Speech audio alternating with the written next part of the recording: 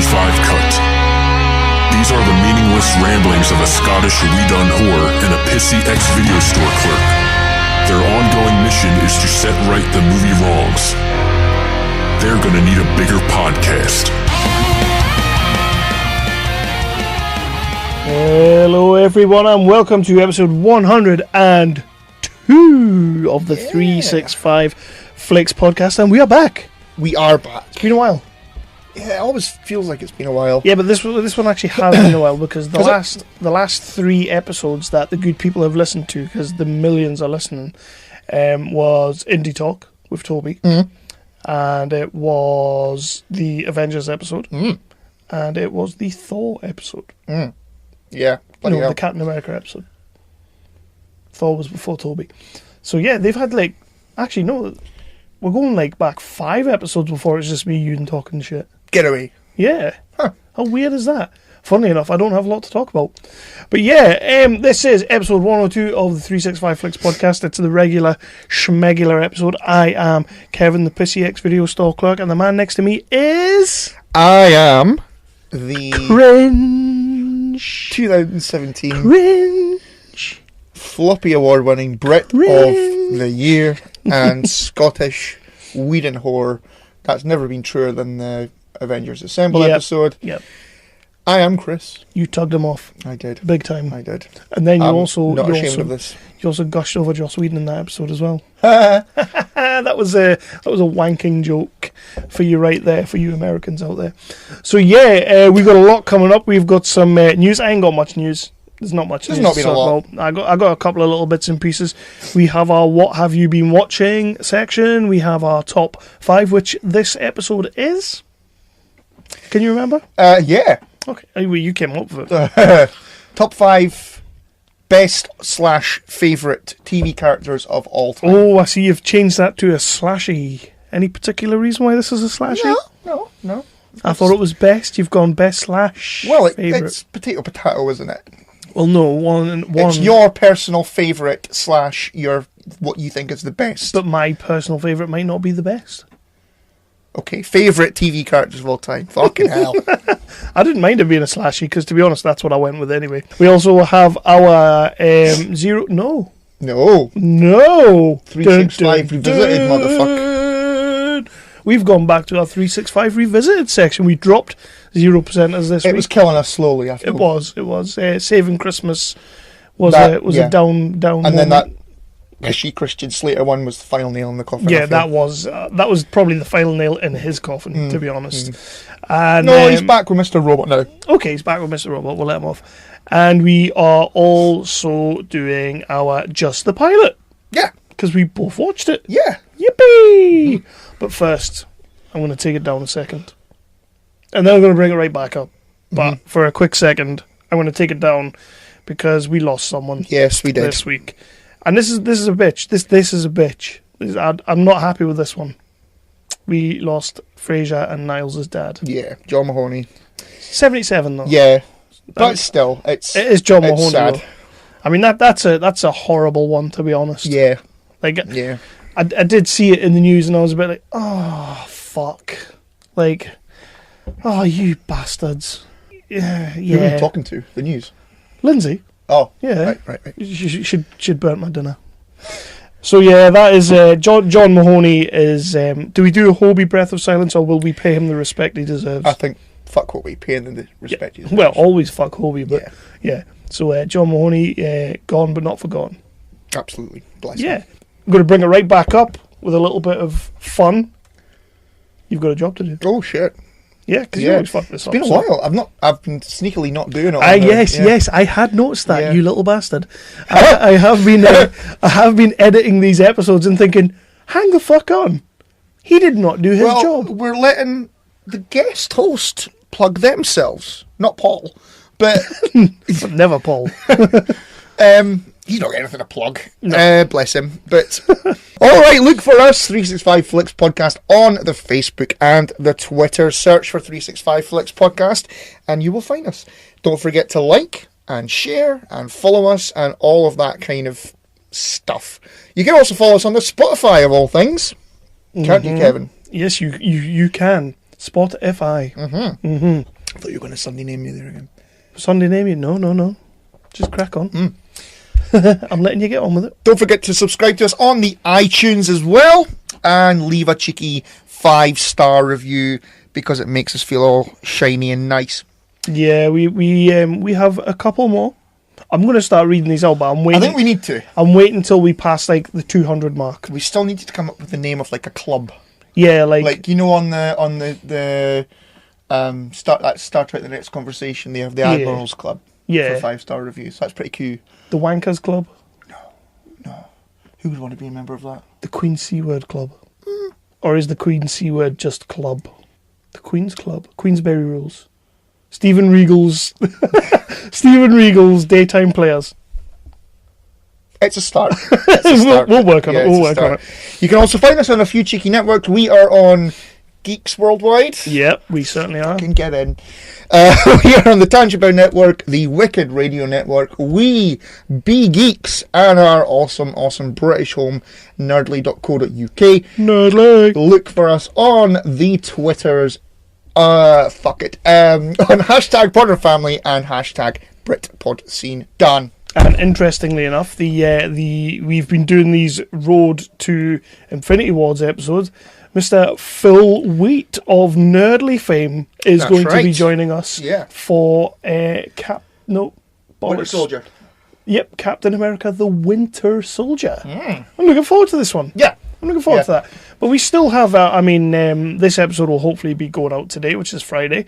You will be getting the Iron Man 365 commentary. Try to get that in there, but yeah. On Monday with Paul Trotter, the big man that is.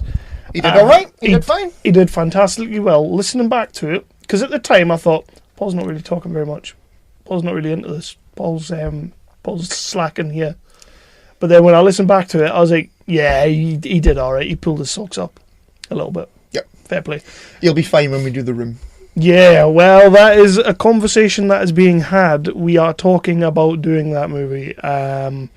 It needs to happen. I mean, that's a great idea with somebody who's never seen it. Yeah. Because it needs to happen. But you know that whole episode's just going to be like us laughing. Just constantly laughing. Yeah. At Paul's dismay at what he's watching. Yeah. I did say to him, I can't remember if it was actually on the Iron Man 365 Winter when we were talking about it. I don't know when. Yeah, because we did tangent an awful lot. We did a lot, yeah. Well, that's how it goes. Iron Man 3. Shut up. But, Paul's not a massive drinker, but I did say to him, you need to have a drink in your hand when you're watching this movie. I say we do drinking games for that film. And every time he says, "Oh, hi, Mark," that's a shot. That's like a shot of tequila. Oh no, veto. Every time he does a awkward laugh. Sambuca. We'll just play shot roulette. And we're fucked after 10 minutes. Every time he tries to fuck somebody's belly button. Yeah. Finish the bottle when he asks her about somebody's sex life. Or when he casually laughs off domestic abuse, domestic violence. We'll have another shot for that one. Yep. And any blasé reference to having breast cancer. We need to watch it. That never comes back. Yeah, it's so fucking good. We will. We'll get to that. We'll get to that. I do fancy that idea. That's a good one. That is a very good one. And I'm thinking we probably need to do that before the end of Infinity War. The Road to. Yeah. As soon as possible. Yeah, we'll get it sorted sometime in March, maybe. Yeah. We'll try to anyway. We do have a busy schedule. We do. Yeah. We do what? I said sketch. Cunt. I didn't say hashtag sketch. That could have been worse. I'll punch you in the face. But yeah, we've got a massively good episode coming up for you.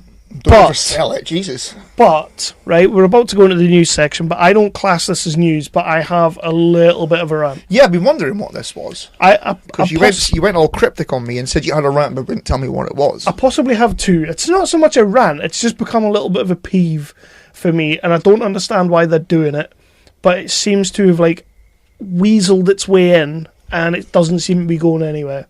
You know how we have the teaser trailer before the trailers? Yes. 2 days before the trailer's coming, they release a trailer saying... and I'd been getting on board with that.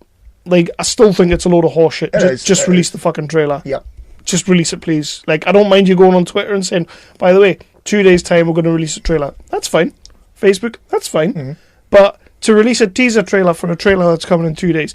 But now, we are getting trailers within trailers. Yes, I've noticed that as well. I noticed it on the Venom trailer today. Yep, isn't that bollocks? On the Spider-Man animated movie, they did it as well. Yeah, you got that one. The Mission Impossible trailer got one. I've not actually watched that yet. Shit. Every single trailer that seems to be coming out right now has a quick, like, 5 second and then the trailer comes on. What is this all about? What? Do they think that our attention span's so fucking shit now? I guess so. I guess it must be like, look at this thing, it's shiny! That's what it is. It's like having somebody scream at you. Mm-hmm. Like, you're about to watch a trailer with this, woo! And then the trailer starts, and then, and then the trailer's not nearly as satisfying as that opening 3 seconds. Because you're still stuck going, what? Huh? What? It's stupid! Where's this come from? Mm-hmm. Like, I had noticed it, like, about a couple of months ago on a trailer. I can't remember what the trailer was. And I thought, oh, that was a bit weird. Like, because it came on, and I pressed play, that happened, and then it went black. And I thought, that's the worst teaser trailer I've ever seen in my life. But no, then the trailer started. But it's a thing now. It seems to be a huge thing. And I don't get it. I don't get it. Why are they doing this? I don't know. I was actually going to bring that up a few episodes ago. Yeah. Because I noticed it as well, but I forgot. It's becoming a bit of a chore to watch trailers for movies now. It really is. Especially with the, like, we're going to give you this short one, then we're going to give you this medium one, then we're going to give you this really big one 4 months before the film comes out. But guess what? 2 days before the film's out, we're going to hit you with, like, 1 million fucking TV spots. Just give me the fucking trailer. Yeah. You know what? I've been watching a lot more of, like, Netflix and Amazon Prime lately. Yeah. Because I'm sick of seeing all that shit. I mean, I don't really watch a great deal of live TV. Most of it is recorded. Yeah. But, yeah, I have been preferring Netflix. Yeah. If truth be told. Even Cloverfield. I'm sure we'll talk about that later. That was a surprise. Wasn't it? Really didn't see that one coming. Like, I knew there was one on the way, because JJ's, like, it was called the God Particle at one point. Right. It was, I don't even think it was called Cloverfield, the God Particle. It was like the God Particle. But everybody kind of knew that it was Cloverfield that was coming. But then they just completely changed the name and just say, right, in 2 hours' time it's going to be on Netflix. Don't bother watching the Super Bowl game. I like that. It was interesting. It's an interesting approach to it. I mean, well, you've seen the movie as well, haven't you? Yeah. Aye. Steven Soderbergh tried that years ago. Like, he tried to release a movie like 2 or 3 hours later. Like, he tried to go live on some sort of fucking thing, and like probably read it and say, in 2 hours' time you're going to be able to get my movie. But it didn't really pan out. I can't remember what the movie was, but I've never heard of him. Steven Soderbergh did like Ocean's 11 and all that. Ocean's 12 and other wanky pish. I mean, I quite like him, but I know you don't. So, right. The Biggity Big Bong Bells are going to be going off in a second, and we are going to get into our news. Let's do it.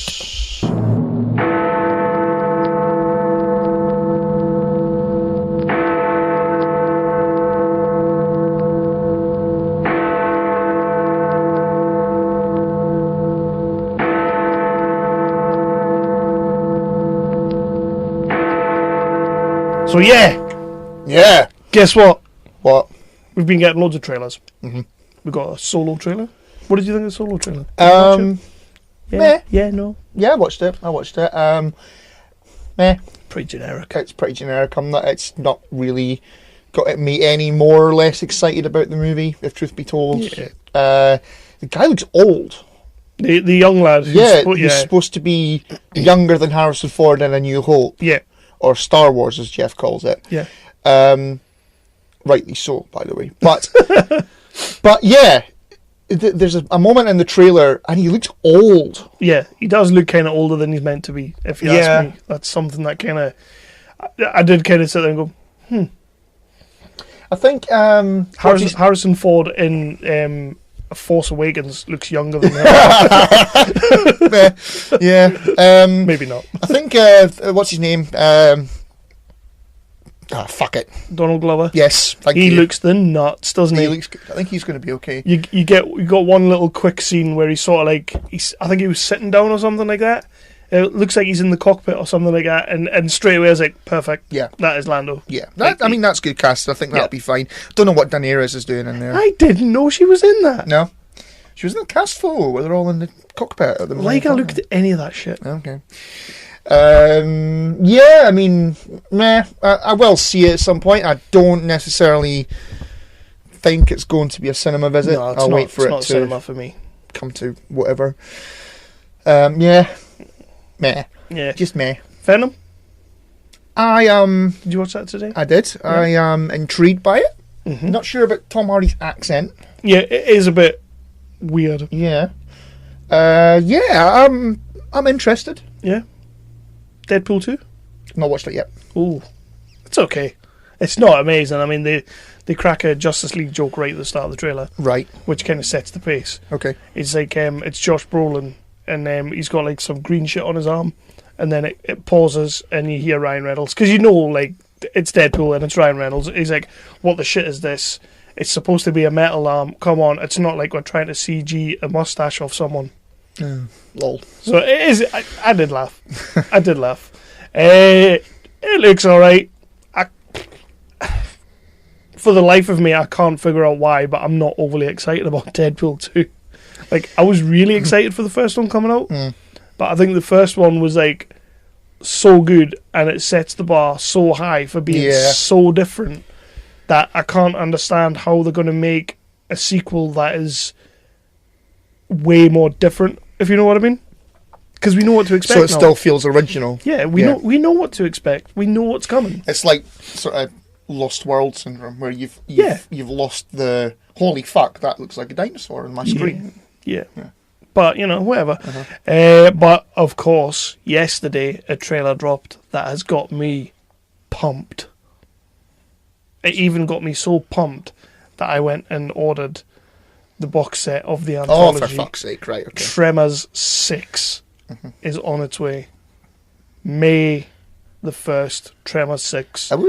Going to have graboids in the Antarctic. The what now? Graboids in the Antarctic. The wormy things. Yeah, the big worms. All right. And ass blasters. I don't know what they're fucking called. Have you never seen Tremors? I've seen the first one. Tremors is years amazing. and years and years and years ago. Tremors is amazing. Yeah. I'm so happy this movie's coming. I'm so happy they made it.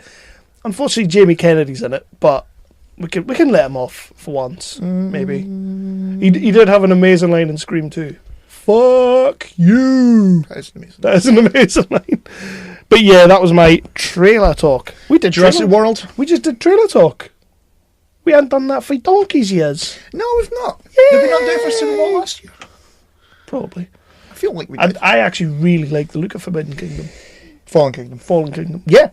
I love quite it. Horror-y. Yeah, I'm on board with it. I'm more excited for the movie now after seeing the trailer than I was after seeing the teaser trailer months ago. Because I kind of thought, because in that first trailer, they're going to the island to save the dinosaurs and stuff. In the second trailer, which I was really enjoying the second trailer, it kind of looked like there might have been a scene that was off the island with dinosaurs in sort of like a city setting. Okay. I don't want that. No. I don't want them to Lost World it. No. I mean, obviously, they're Lost World in it anyway, but I don't want them to, like, bring the dinosaurs back to Manhattan. Make Godzilla jokes and stuff. Yeah. No. Godzilla! Run! It's Godzilla! No, it isn't. Cracking joke. Austin Powers, legend. So, yeah, that was Fallen Kingdom as well. First bit of news. Might as well stick with the old Lucasfilm and things like that. The creators and writers of Game of Thrones have been hired to do a new Star Wars saga. I'm happy with that. I am happy with that. The only thing that I'm not overly happy about is that we keep saying that it's going to get too much. It feels like there's a bit too much coming. So obviously we've still got the standalone movies to work with. This Obi-Wan movie's apparently, like, it's looking more likely. Yeah. Ryan Johnson says he wants nothing to do it. Thank the fuck God. Because you'd end up fucking having him flying in space or some shit. Like, without a ship, just flying like Superman. Dickhead. I get it. So we're going to have the standalone movies still coming. We've got Ryan Johnston's trilogy coming after this trilogy that he's working on when JJ's finished. And now apparently we're going to have another trilogy. Yeah. There's no way they're not going to be making Star Wars movies. No. That's fine. That's all good. I'm more interested in their series than I am in Ryan Johnston's one. Can you not just ditch Ryan Johnson and give it to them? I don't know why Lucasfilm and Kathleen Kennedy, they clearly want to do it. Mm-hmm. I read the press release where basically they were saying that, but everybody says it, like, as children they watched these movies and now they get to play in the sandpit and all that. Like, everybody kind of says that shit, but these guys did such a good job with Game of Thrones and the way they've built this massive, like, sort of Game of Thrones universe. If I was Kathleen Kennedy or if I was Lucasfilm, I would have them two heading it up. Yeah. Head up everything. Yeah. Go away and do your movie, but these two guys, you have to answer to them. Sort of like the Kevin Feige of the MCU. They would be fantastic. Yeah, that would be good. They would be amazing for that. And then all the other little bits and pieces, like the comic books, the games and whatnot, go to them. Mm-hmm. These are the guys now. Well, yeah, the games can't get any worse. Well, no, they are struggling. Apparently, I did actually read that EA's next Star Wars game won't be released until 2020. No. They're fucking shit. Fuck them. I'm on board with those guys doing a Star Wars film. I want to see an Old Republic movie. They'd be perfect for something like that. Like, just Game of Thrones the fuck out of it. Yeah. Just Old Republic. You've still got, you've got fucking loads of Sith running about and loads of Jedi running about and loads of bloody lightsaber battles and all that kind of thing. Fuck yeah. So, Knights of the Old Republic now with 80% more incest. Yeah. Yeah. Yep. I'd watch that. Why not? And boobs. Yeah. Do you think they would, totally take that Luke and Leia storyline and run with it? Oh, they would. Aye. They would be the new Jamie and Cersei. After Leia kisses Luke in Empire Strikes Back, they would have gone, "Cat, give it a bit of oomph, love." Was it? Wrap some minge around it. The extras. So Robert Downey Jr. What about him? They are casting his Dr. Dolittle movie. Did you know Robert Downey Jr. was in a Dr. Dolittle movie? I feel like I want to say yes, but why? Why is Robert Downey Jr. making a Dr. Dolittle movie? I don't know. Is this a case of where do I go after the Avengers? Would you go there? Where do I go after playing Iron Man? Tax bill? Must be a tax bill. Yeah. Well, they've started casting Emma Thompson. Okay. Ralph Fiennes. Really? Tom Holland. Okay. Selena Gomez. Just one of those Disney kids and shit. And Michael Sheen. Michael Sheen? And this one I completely understand. What the fuck else is he going to do? Antonio Banderas. Well, yeah. I mean, he'll fucking make anything now. Straight to DVD shit, isn't he? Oh, poor Antonio. They all go that way though, don't they? Like Seagal. Yeah, I think Orlando Bloom has gone that way now. Big time. I did watch one of them, the Shanghai Job, which was actually not terrible. Wasn't a 5-star movie, but it definitely wasn't terrible. Probably the first time I've watched Orlando Bloom and been like, he's not shit in a long time. I can't really think of the last time I saw an Orlando Bloom movie. But yeah, you're right though. Antonio Banderas has definitely gone that way, and that is a fucking shame.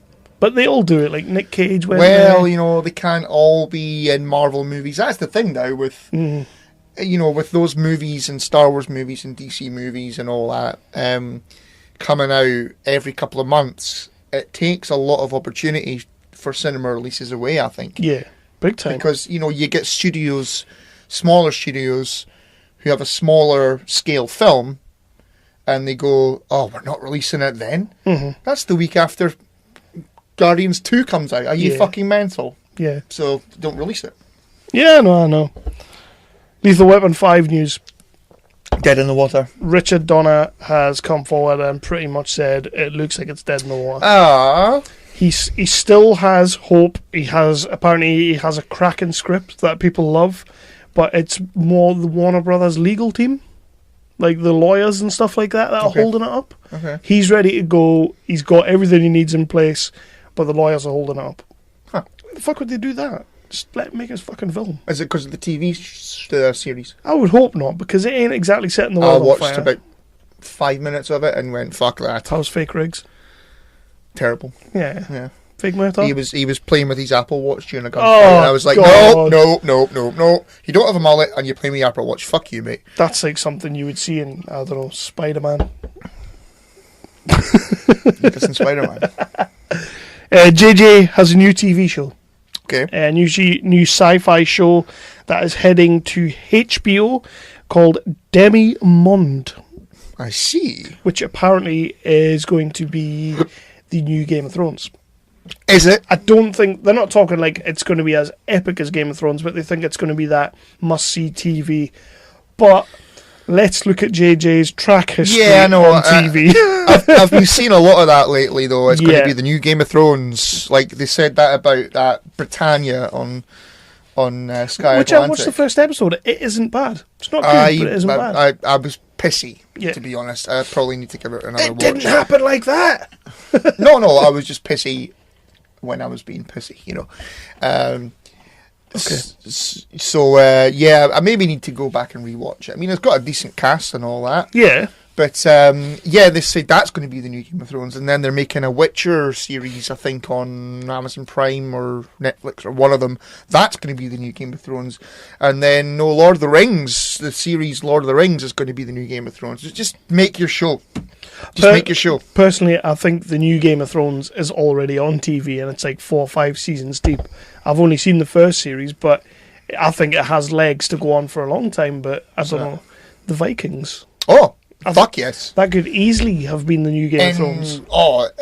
In many ways, I put it above Game of Thrones. It's fucking superb. I need to watch it. I do need to watch it. I watched the first season. I did enjoy it. I just never got back to it because it takes a bit of watching. Yeah. That was my only thing. It took a bit of watching. Very, very addictive. Yeah. I would actually say, because you got addicted to Peaky Blinders, didn't you? I did. I would actually say it's more addictive than Peaky Blinders. Yeah? Yeah. It's so Peaky's good, fucking though. good. Well, so is Vikings. Okay. God. Red Dead 2. Delayed. Bastard. Again. Mm. I watched, I hadn't watched anything for Red Dead 2. So, when I saw the article about it being delayed, I watched the trailer that was on there. It's only like a little like, you know, like thingy art. It's not really a proper trailer yet, but I'm probably going to be getting a console back. Well, you've got till November. I cannot wait to play that game. See, I'm actually kind of glad. For 2 reasons I'm glad. Because they've had the balls to say, look, it's not ready. We're going to delay it. Whereas many, many companies, EA, would just fucking say, you know what, fuck it, we've got the money, just bloody well release it. Yeah. And we'll fix it later if we can be arsed. But these guys have gone, no, the game is not ready, we're not releasing it until it's ready. So fucking respect there. Not fair dues. But also, about a month-ish, there's not a firm release date yet. But roughly, I think about a month before Red Dead 2 was supposed to be released, Spider-Man is due out. Oh, right, is that still coming? Yeah, apparently. Aye. Just that's fucking delayed as well. Been making it for a while. Yeah, so I'm really looking forward to that. It's a PS4 exclusive. Ooh. And it's, what's the name of the fucking studio? I can't remember, bollocks. Is it not the guys that did Infamous? Insomniac? I want to say Insomniac That games. sounds familiar. Yeah, I'm really looking forward to it. I've seen a lot of gameplay stuff. And it looks really, really good. And I was sort of like, well, what one do I go for? Because I'm going to buy Red Dead 2 and I'm going to buy Spider-Man, but I can't play 2 things at once, Kev. Well, you can if you've got 2 PS4s and 2 TVs. That's a good thought. And 2 controllers. Yeah, that's a thought. Yeah. So one last thing that I want to talk about, unless you've got something else. No, not really. Is a podcast that I listen to. Ooh. You know how there's this TV show coming out with Zach Braff? where he plays a podcaster. Yeah. I've got zero interest in that. Zach Braff is a fucking hack. He's not a very good actor. He's actually a better director than he is an actor. So just stick to that, Zach. But another podcast that is actually out there called My Dad Wrote a Porno. Have you seen this podcast? No. It's a really good podcast. I actually stopped listening to it a couple of months back, but I was listening to it quite heavily for a while. It's got what's her name from Radio 1? She's got the posh voice. I can't think of her name. I don't know. I don't listen to the radio very much. I cannot think of her name. That is bollocks. You would have thought I'd write it down in my notes. You would have thought so. But yeah, anyway, My Dad Wrote a Porno, which is a podcast. There's three hosts, two guys and a woman, and one of their dads wrote an erotica novel. So My Dad Wrote a Porno is a podcast where they read the novel, and obviously they have their little jokes and their little, laughing and shenanigans in the episodes. But they've had quite a few celebrity guests come on and reading parts of the book and taking roles. It's being turned into either a big screen movie or a TV show. Oh, yeah, I did see something about that. This one, yeah. This one, for my money, this one could work because it is a really good podcast. It's really well done, and it's quite amusing to listen to. Where's 365 the movie? Yeah, nobody's making that. Of course they are. What, with fucking Seth Rogen and Kevin Owens? No, that'd be pretty much it. Chris Pratt and Kevin Owens. Wow, you certainly think a lot of yourself. Fuck. Yeah, that would definitely be who played you. Yeah, Kevin Owens. It's better than Kevin Bridges. Come on, it's a step up at least. Is it? It is a little bit. Kevin Bridges is pissed up. Oh wait, yeah. No, you pretty much are Kevin Bridges. Right, so that's all I had for the news. But well, actually, quick little thing. Yeah, people who are interested in this movie who want parts in it: Elijah Wood, Daisy Ridley, Michael Sheen, Thomas Middleditch, and Mara Wilson all want a part in this movie. All right, okay, right. For this, My Dad Wrote a Porno. Something to keep an eye out. I mean, is this a thing? Like, are podcasts becoming like big time mainstream now? I don't know. I mean, because there was a time that I didn't know anybody who knew what a podcast but was. Like, one of the characters in Chicago Fire mentioned having a podcast. Yeah, but that lasted all of 3 episodes. Did it last 3 episodes? Yeah, they kept bringing it back in a little like, oh my god, I'm going to do my podcast now. All right. It wasn't like a main story. It was just like it was just something he blasé. Hey, good podcast. You know, like when I'm out at the pub, or well, very rarely, but when I'm out and I see someone like, oh, I've got a podcast. Yeah. But I do shoehorn that into every conversation. I tend to say I'm a director. Bit pretentious. Yeah, a little bit. Wanky. Depends how many Peronis I've had. What a cunt. Yeah. So, let's go on to the pilot. Let's get this one done. I would have picked Revisited first, but there you go. Okay, let's do Revisited. No, I'm only joking. No, let's do Revisited, because fuck you. Revisited coming up. Quick little promo. The future. The polar ice caps have melted, and the Earth lies beneath a watery grave. Those who survived have adapted to a new world. What did you see out there in your 15 lunars? So this is your baby, so I'll let you take the reins. Well, yeah, does what it says in the tin. We've done an episode on this before. It was Last Action Hero. Right. Yep. Yeah. I thought we were doing just the pilot. We're doing Revisited. So it does what it says on the tin. We revisit a movie that we haven't seen for a long time. Are we doing this or not? Yeah, we're doing it. All right.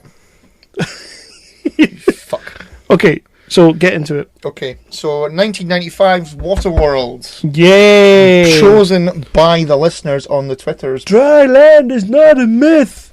I've seen it. Jim Carrey, Cable Guy. Amazing. Okay.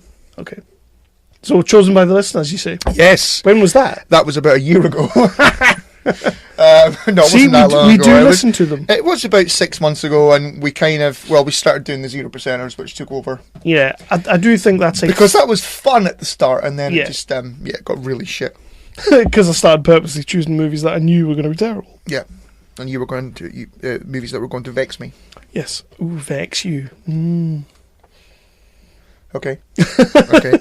So yeah, I had to put a poll on the Twitters, and I can't remember what other movies were on it. I think Romy and Michelle was on it. Oh, because you wanted that one. I kind of did. Yeah. I think I've seen that movie once, and I remember laughing at it. It's not worth you watch. No. That movie has not aged. But yeah, it's a strange one, Waterworld, because it was so slated, so hated when it came out. But we both love it, don't we? I love it. I mean, I think the thing about the hatred is that there was like a lot of on-set problems. The budget just kept fucking spiraling out of control. Well, the budget was an estimated $175 million. Which is fucking mental. Insane. It was at that time anyway. I don't know if it's been beaten now, probably by one of the fucking DC films. I think it wasn't Justice League higher than that. Oh, there's more than one movie that's broken that. Yeah.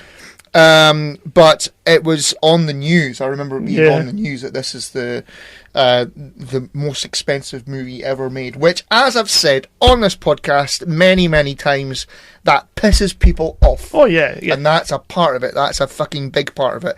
It grossed worldwide $264 million. Made its money? So it made its money back just. And then it even paid for its actors. It's one of those things where it didn't make all the money. Yeah. And people were shitting all over it, basically. But it was a big passion thing for Kevin Costner. Like, I seem to remember this being like his baby. I mean, he didn't direct it, but this was his movie. He was all over it like a son bitch. He puts in a reasonably good performance. Yeah. Like, he does well. I'm not going to say he's like best actor worthy in this movie. I would say it's, you've got movies like Dances with Wolves, JFK, which are his best performances in my eyes. But then he maybe kind of got a little bit high in his own product, and then there was films like The Postman, which I think is underrated as well, and this. Yeah. This is more underrated than The Postman, by the way. But I absolutely love Waterworld. It's a great film. I think everybody in this film puts in like a good little performance. Like, again, nothing like award winning, but they all do their part. Even the little lassie's like, she's not irritating for 1 second in this movie. Yeah, it's a nice supporting cast. Dennis Hopper is just being Dennis fucking Hopper. He's been a really fucking good bad guy. Yeah, which he does well. But yeah, there's not much I can say about Waterworld. I absolutely love it. I do love it. I mean, I've got a couple I don't know where the budget went, because it was just filmed in a swimming pool. The budget went, I would say, on the practical effects and the practical stunts. Right. Because there's a lot of them. There is a lot of stunts. That's something that I noticed when I was watching it. Was it last night? I think I was watching it. And his boat is super big. Yeah.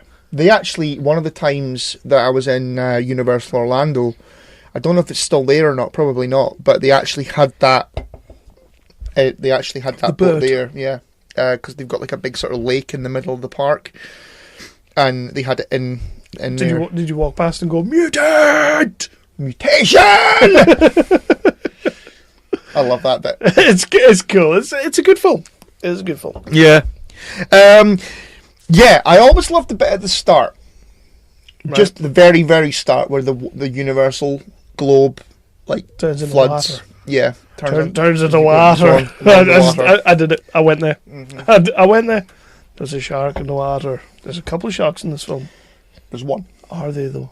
It's not a shark, it's like a mutation! Are they though? What? It's in the water. Told them not to go in the water. Sorry, I derailed you. Crack on. Git. So it turns into water. Yeah, I just like that bit. I don't know why.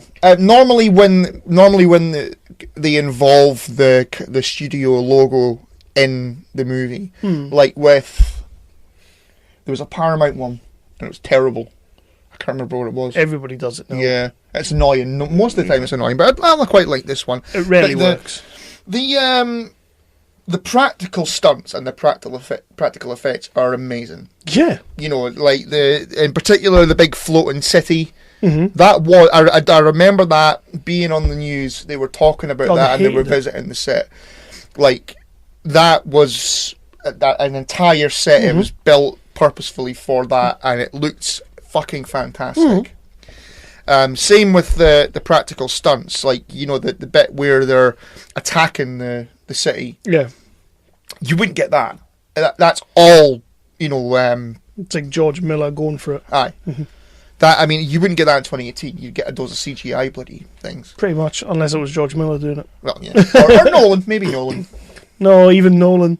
Even Nolan's fallen a little bit on his sword with this whole I don't like CGI bollocks. I think he's getting involved with the CG. There wasn't any CGI in Dunkirk, was there?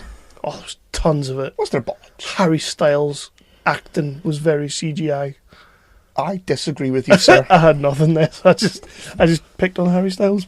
Poor little floppy head bastard. Okay. Yeah, Dennis Hopper. Yeah. He's great.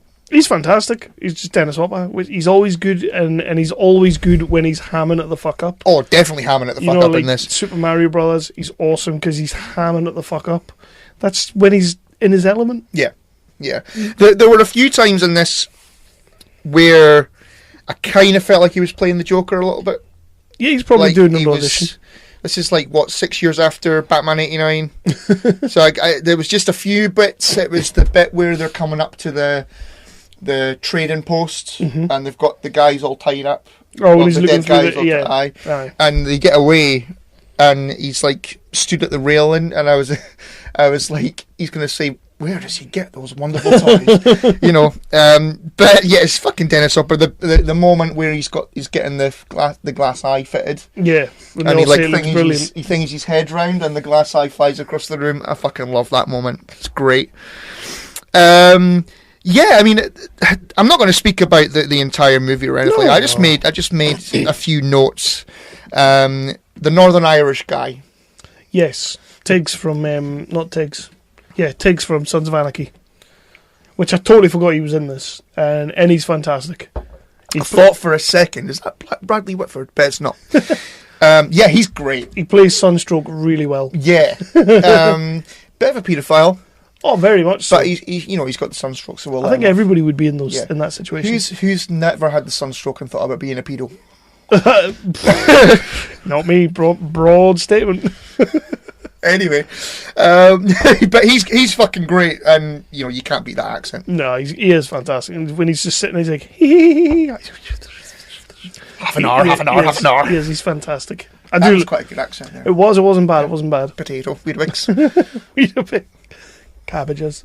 Right, what else Just sounded fucking camp, if anything. Fuck off. Yeah, I had a note about the one of the main bits where they do use CGI is obviously the underwater scene where they go down to the city and that. Yes. But then how are you not going to use CGI? Well, of course, yeah. I mean, it doesn't... I know what you mean, though. It does look like he's been matted onto the screen. It doesn't hold up particularly well, but, I mean, it was 1995, but I suppose, Jurassic Park had been made by then. Exactly. But, dinosaurs. Still looks better than Space Leia, though. So. Well, could anything look worse than that pile of shit? Well, no. I'm talking about the movie, in general, not just that one scene. Yeah. Oh, still better. Blimey. But the one place I did notice and I don't know why they did it with special effects, but the explosions at the end on the boat. Where they're all three of them are... Yeah. Yeah. It looked pretty poop. Yeah, I thought that... I remember Dennis Hopper's character dying in a different way. I thought he was killed when when the big oil ship... Mm-hmm. And, the poor old guy who's in the bottom in the oil but he bit. was happy. He did say thank the Lord. When I think it was all thank God when Kevin Costner drops the flare. But the bit where Dennis Hopper spits on him and he goes, thank you. But yeah, the bit I remember Dennis Hopper dying when that ship went down, and I don't know why. That would have been a better death, because that was a pretty shitty death. Yeah, it would have been. Do you think that was... Oh, because he's bungeed down, isn't he? To catch the lassie. Yeah. Because she's in the water. In the water. He told her not to go in the water. You know what I totally forgot? And, well, it's not that I didn't forget it, I don't remember it happening. But when he gets to the big boat palace, the Dennis Hopper's boat palace, and then he climbs in and he goes around, and then he sees the two guys on the jet skis at the bottom. Why the fuck does he jump back off the boat? I was sitting there going, you've just got in there. Why are you jumping back out? He was... I don't know. It's like, oh shit, they found my jet ski. I better go and jump back down there and kill them. Maybe. It is a pretty way to pretty cool way to kill them, though. It's easy for you to say. Not really, no. I mean, I fucking love this movie. Yeah. I absolutely love this movie. It's so underrated. It is underrated, and it's better than I remember, to be perfectly honest. I remember really enjoying watching the film. Yeah. But watching it again, I was like, you know what, this movie's so much better than I remember. Yeah. Which I'm finding quite a lot recently. Yes, and that's the point of 365 Revisited, Kev. Yes, it is. Aye. Yes. But, I had a fantastic time watching it. I don't watch it very often. I've got it on Blu-ray. I don't watch it very often. It's just one of those movies that you forget's there kind of thing. Yeah, Yeah. I'll give it that. But, I had an awesome time watching it. No alcohol required. No. Well, maybe one of it was, You can't watch a movie without an alcohol. No. Do a bit of trivia, will we? Ooh, have we got trivia? Well, here we go. Kevin Costner personally invested $22 million of his own money into the film. Yeah, I remember that, yeah. Prior to Titanic 97, this was... Oh, right, there you go, that's that answered. This was the most expensive movie ever produced. So Titanic beat it. What the fuck? How much did Titanic cost? Oh. It's like, it's a boat. It's a boat that fucking sinks. Yeah, a bunch of CGI in that, though. How could... Piss off. CGI. It was fucking Celine Dion. That's what cost the money. That's what it was. Or the stupid raft that they could have both fit on. They used a little bit more of that budget. They could have got a bigger raft. There was a cupboard door. Was it cupboard? They could have got a bigger cupboard door. Yeah. A wardrobe door. Wow. Okay, neither the 1,000 metric ton floating set nor any of the 30 boats used by the cast and crew had bathrooms. Filming had to stop so people could be ferried to portable toilets onto a barge. It's a stinking barge. That is a stinking barge. Oh, Joss Whedon flew out to the set to do last-minute rewrites on the script. Of course he did. I did not know that. Of course he did. Why wouldn't he? Fucking Joss Whedon. Oh! He later described it as 7 weeks of hell. Oh, Joss.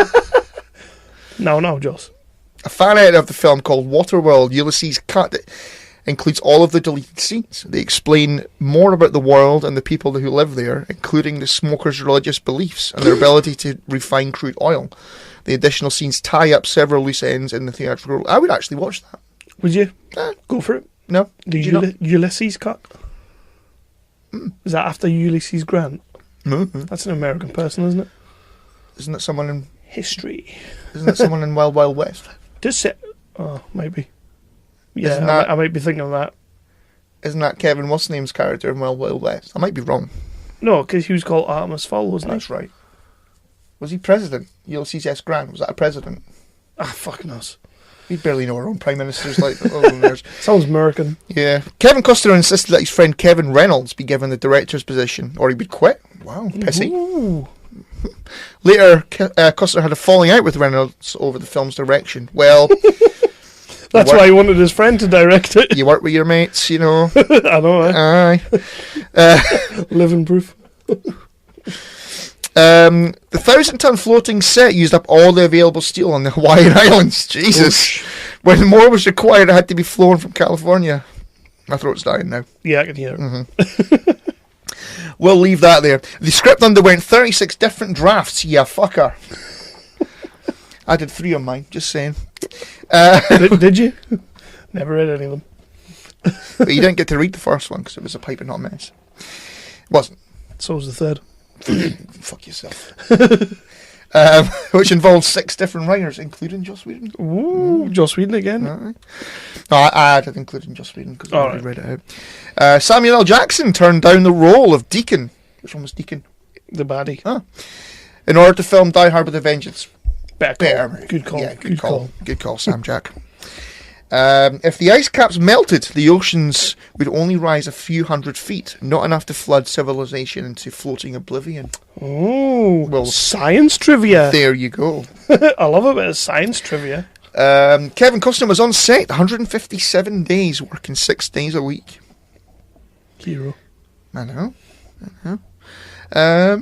Let's look for one more, will we? Was that because he was busy looking for dry land? I think that's what it was.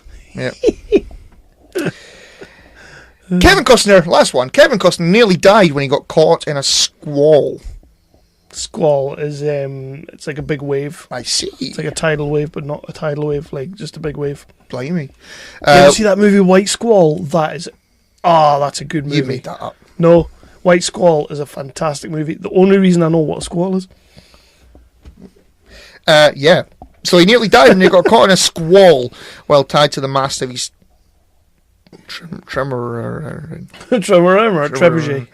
It's not a trebuchet. We've already had that fucking discussion, haven't we? Fabergé.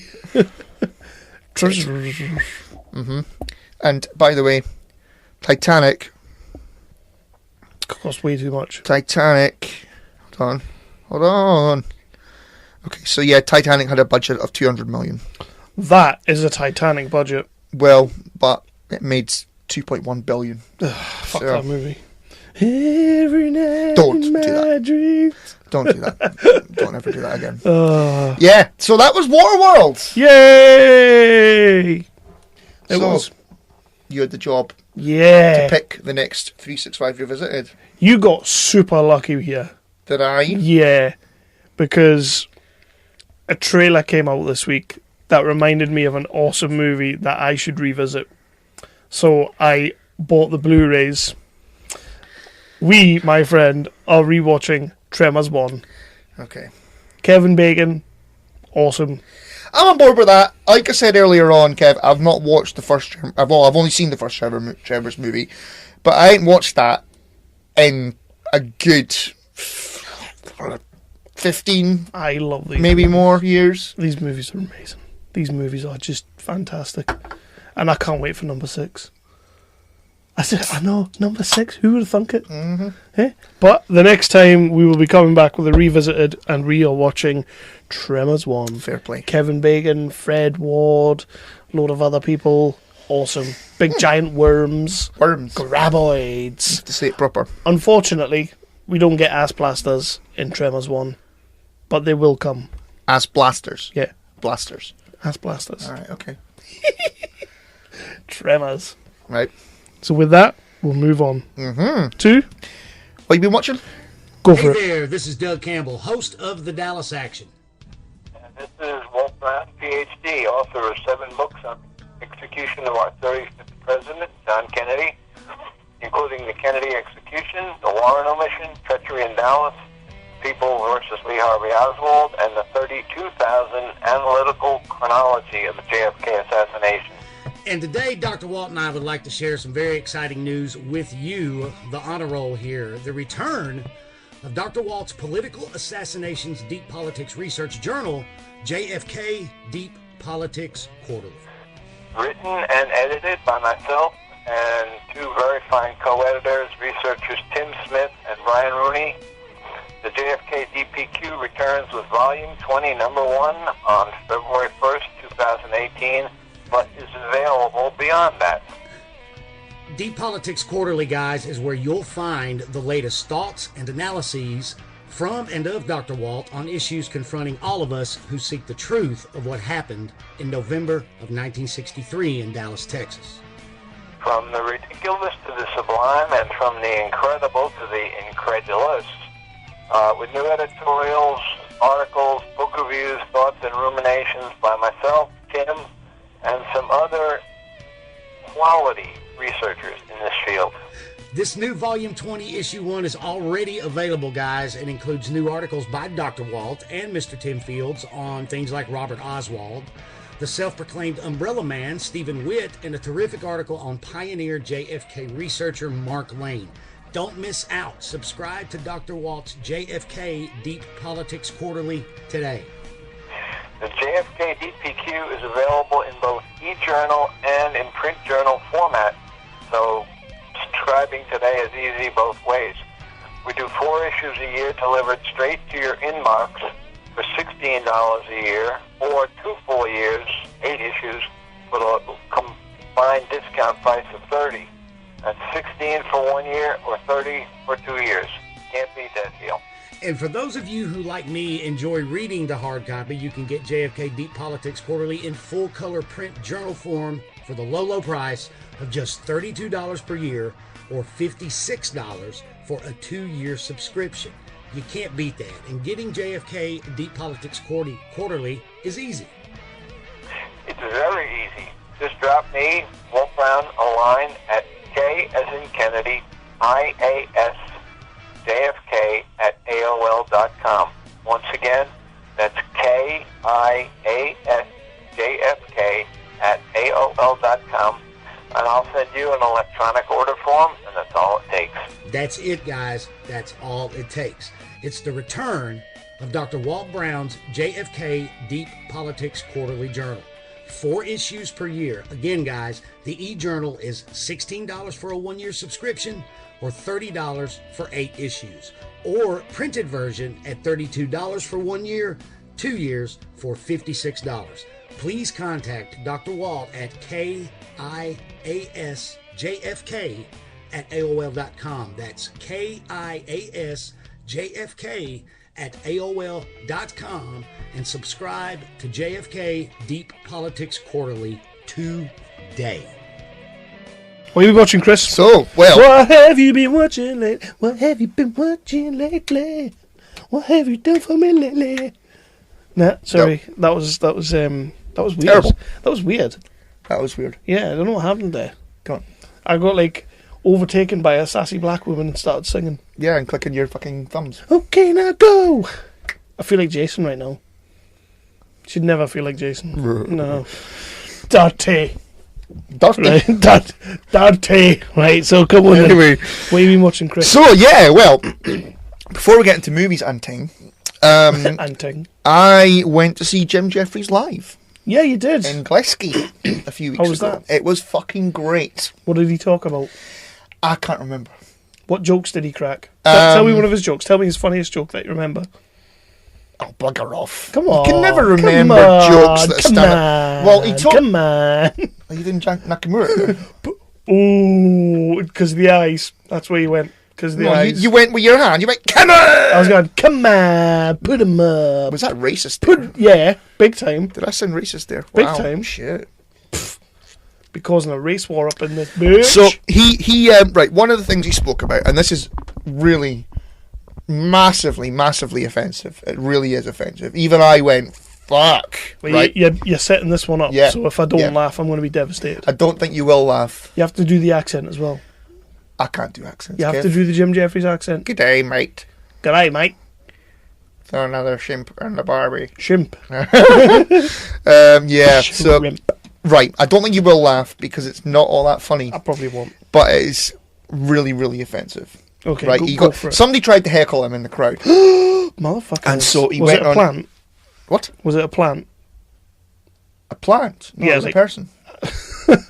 Yeah, but had they planted a person in there to heckle him just so he could crack this joke? No. It feels like it's going to be a plant. But No, the guy was an arsehole. But then he went on a tangent to like the worst experience he'd had on stage. And he said he was in Newcastle. And That's the reason. it was early on in his career, and he was doing like a routine that he doesn't do anymore for a good reason. It was about religion and about, you know, sort of it involved religion anyway, and the climax of the joke was what happens to dead babies who haven't been who have been stillborn or whatever. Mm-hmm. And then he made a joke about like God walking through a thing of dead babies. And a woman in the audience must have stood up and gone, "You bastard!" And she walked out. Mm-hmm. And the guy that she was with stood up and said, he apologised. And he said, "I'm really sorry, but she had a miscarriage. Like, it was either 6 weeks or I think it was 6 months ago. Mm-hmm. And this is our first time out since it happened." And they went to a Jim Jeffries gig. Well, you know, what you expecting. Yeah, aye. And the guy was mortified, and he sort of went, "I'm really, really sorry, but it fucks you up." So he walked out as well, and somebody he said, somebody in the crowd said, right, because the crowd was still kind of on Jim Jeffries' side at this point, because somebody in the crowd said it was a Geordie, and he went, "To be fair, she was really fit." Okay. And Jim Jeffries' answer was, "Well, they don't keep the pregnancy weight if they have a miscarriage, do they?" And then he said there was empty bottles thrown at me across. I had to run off the stage. It wasn't a joke. I don't know what's funnier, the joke, or you trying to tell the joke without sounding like a complete dick. Did I manage? Nah. Oh, nah, shame. you sound like a right dick. Right, so, was he good though? Yeah. I'm only joking, you didn't sound like a dick.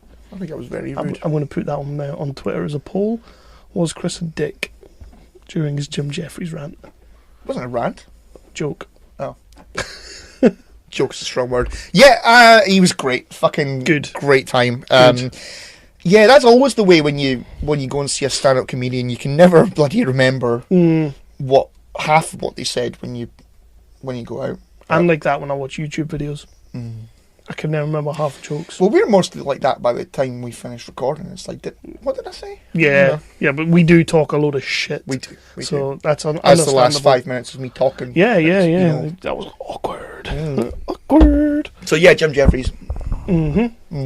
So, what have you been watching then? Okay. Right. Or would you like me to start? If you want, give my throat a rest. I can see you still feel a bit awkward there. Still a bit apprehensive about talking on the show because you just waffled on about like dead pregnancies and stuff. I didn't say it, Jim Jeffries did. Oh, well, that makes it okay then. Yeah. I'm going to start with Cloverfield. We both watched it. Yep. How did you feel about Cloverfield Paradox? I enjoyed the movie, but not as a Cloverfield movie.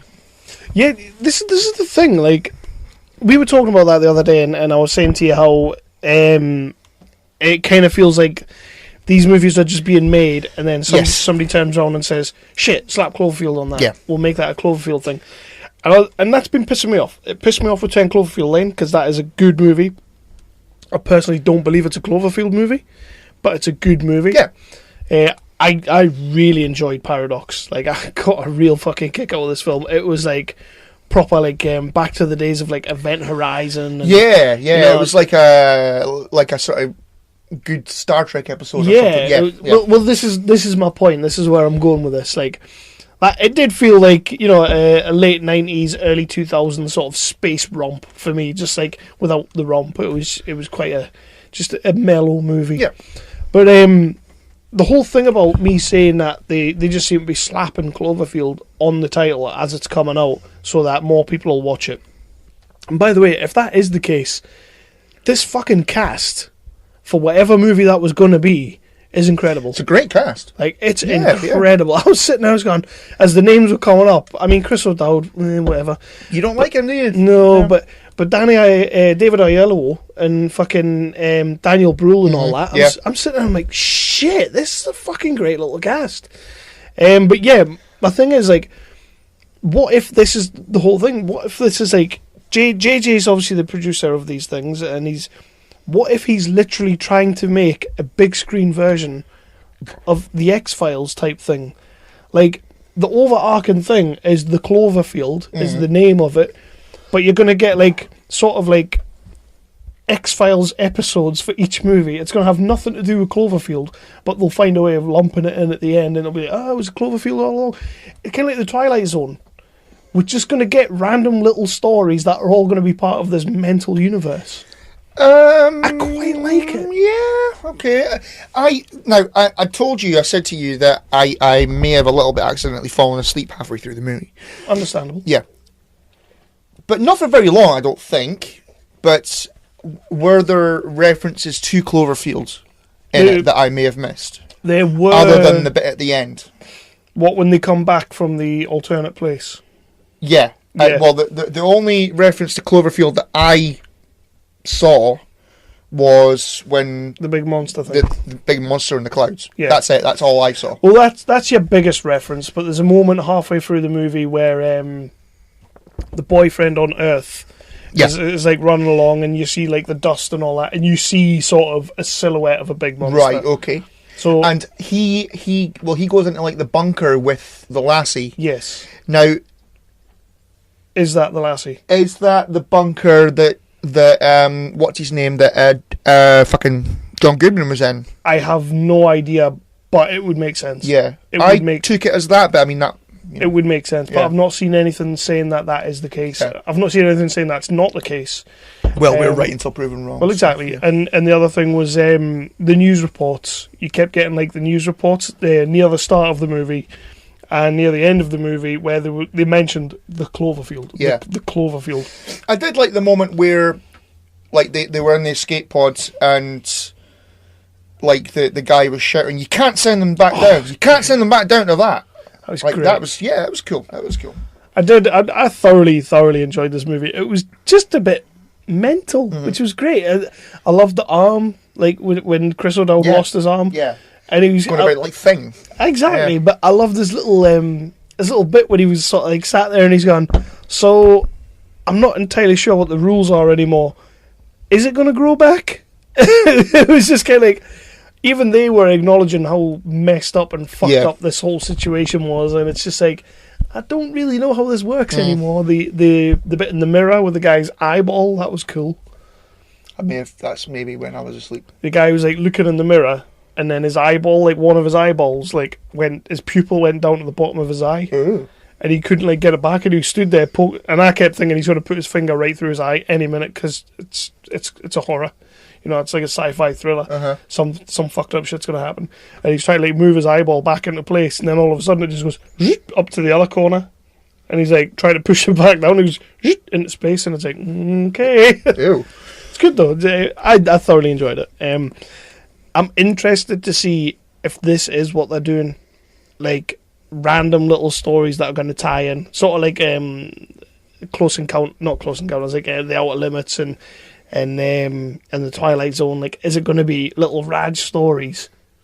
Which I love. It would be interesting. It'd be something different. Yeah, I love the why the idea hell of. not? Why the hell I not? do like that, but it's probably not going to be that. They're probably just going to keep finding little B movies and going, right, stick Cloverfield on that. I did read. I think I read anyway that Paramount are saying there is going to be a Cloverfield 4. There is, yeah. They start filming later in the year, and it's set during the war, during World War One or Two. Oh, It's going to be set during them. Oh, Apparently, okay. that's one story that's floating around, that it's going to be set during World War Two. right. Which, I don't know. We'll see what happens. I'm in. I'm in until I'm out. But these ones, I really enjoyed Paradox. And you're right. To turn around, you know, as the Super Bowl's about to start and say, by the way, when this is finished, get yourself on Netflix. Yeah. How many fucking people do you think went straight to Netflix as soon as that finished?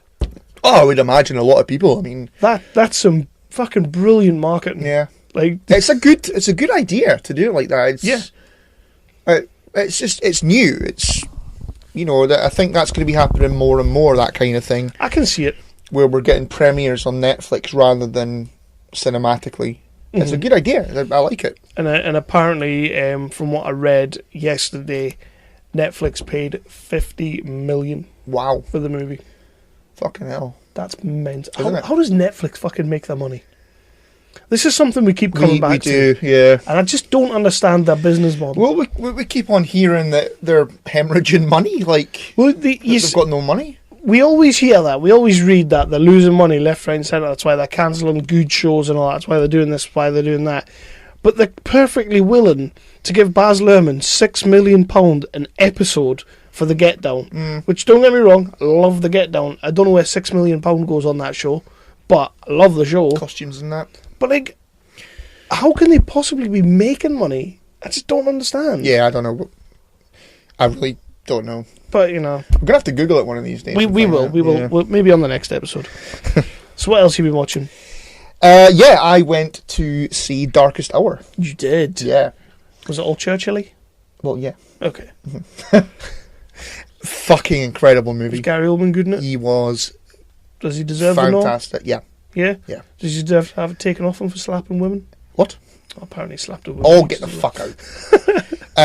Superb. Absolutely. He's incredible. Yeah. He's absolutely incredible in it. He's always incredible. Yeah. Yeah, he deserves every fucking nod that he's getting, and I hope that the Academy, they will.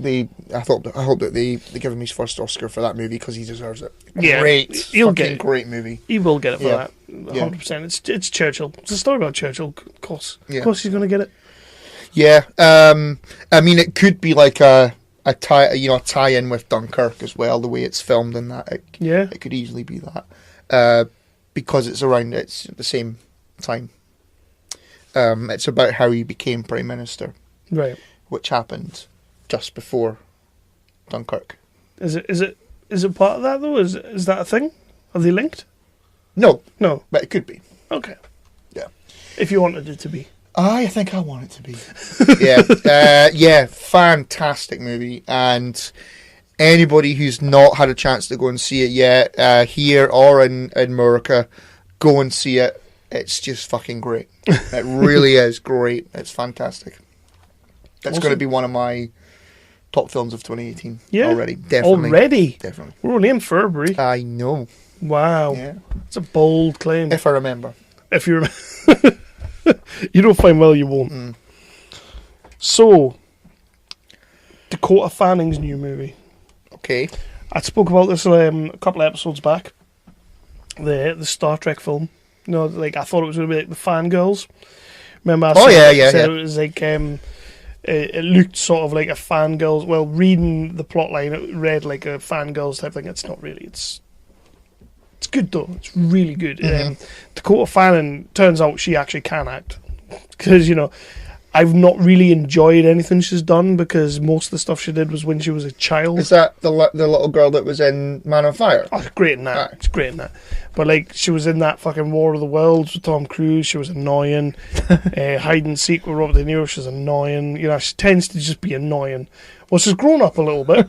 Okay. She's gotten a bit older. Face has changed a lot, to be honest. She's not really got an annoying face anymore.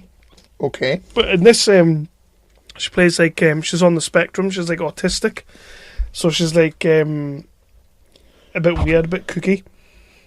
If you can say that about autistic people, you can't you? Oh, She's got. I guess so. She's got kookieisms, and Cookie-isms. Okay.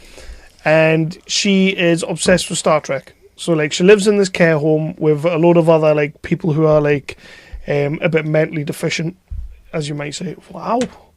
That was like a proper official term, mentally deficient. Was it? I don't know.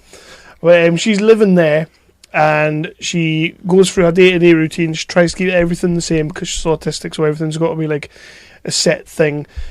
She loves Star Trek, so she watches like the original series of Star Trek like every day at like 6:30.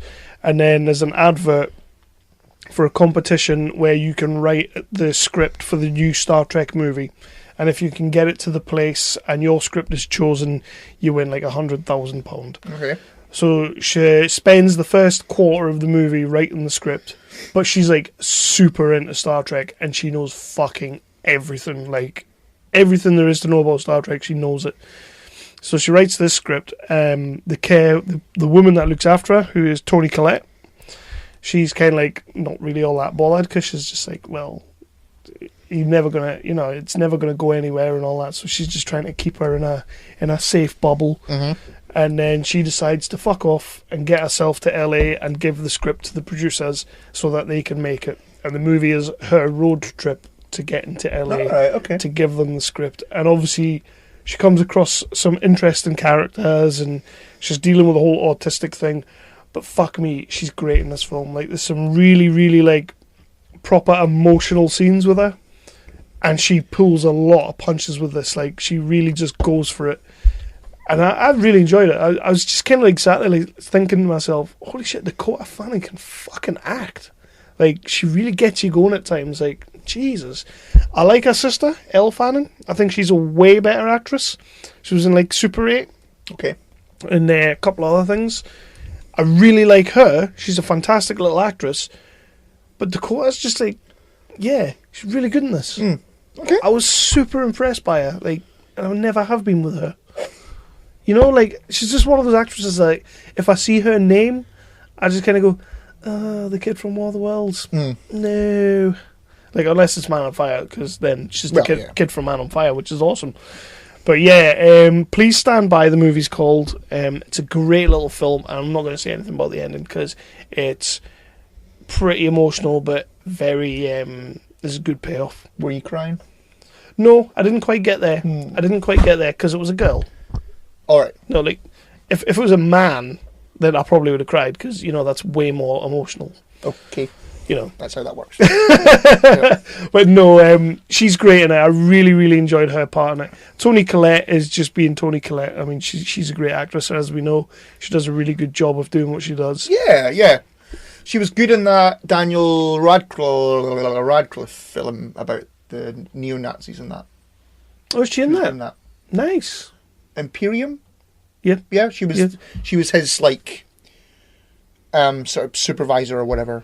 So she was a neo-Nazi? No. Oh. No, he was in the FBI. Oh, right. You've seen it? I haven't seen it. Have you not? I don't think I have. I thought you told me about it. No. No? Okay. No. Is there another one? What, another film? Aye, like another neo-Nazi film? I know there's hundreds of them, but... American History X? Oh, I love that film. Imperium. Watch it. Derek Vineyard. I'm sure you've seen it. But yeah, if you haven't seen it, watch Imperium. I maybe have, but I can't think offhand if I have. Maybe I have, I don't know. I watch a lot of movies, you know. You do. Yes, and so do I. So what else do you got? I have another one. It's a Netflix film. It's got the lad from 13 Reasons Why in it. Oh, this is what you kept fucking getting boners about. It was called The Open House. Yeah. Yeah, I fucking loved it. Creepy as fuck. Proper fucking scary. Does the house open? No. It's an open house as in, you know, people go to an open house. I know what an open house is. Well, don't ask me stupid questions then. Yeah, so it's about a family and the dad dies suddenly. So the mother's got no money. So her sister says, well, we're selling this property, but and that's where the open house comes into it. Do you see? So they, because people have to come and see it to buy it. Sucky fuck. So they go and stay. They go and stay there. The mother and the daughter go and stay there while, you know, until it's sold. Basically, is it like you can have this house, but you have to stay in it for one night, and it's haunted? No, it's not haunted. No. Okay. No, fucking retard. Would have been good if it was haunted. That's political correct. So it is. Yeah, so it's a horror movie. So obviously things start happening. It's not a ghost film. Okay. Right. No, there's like a stalker that's all stocky and stuff. I'm really not explaining it well.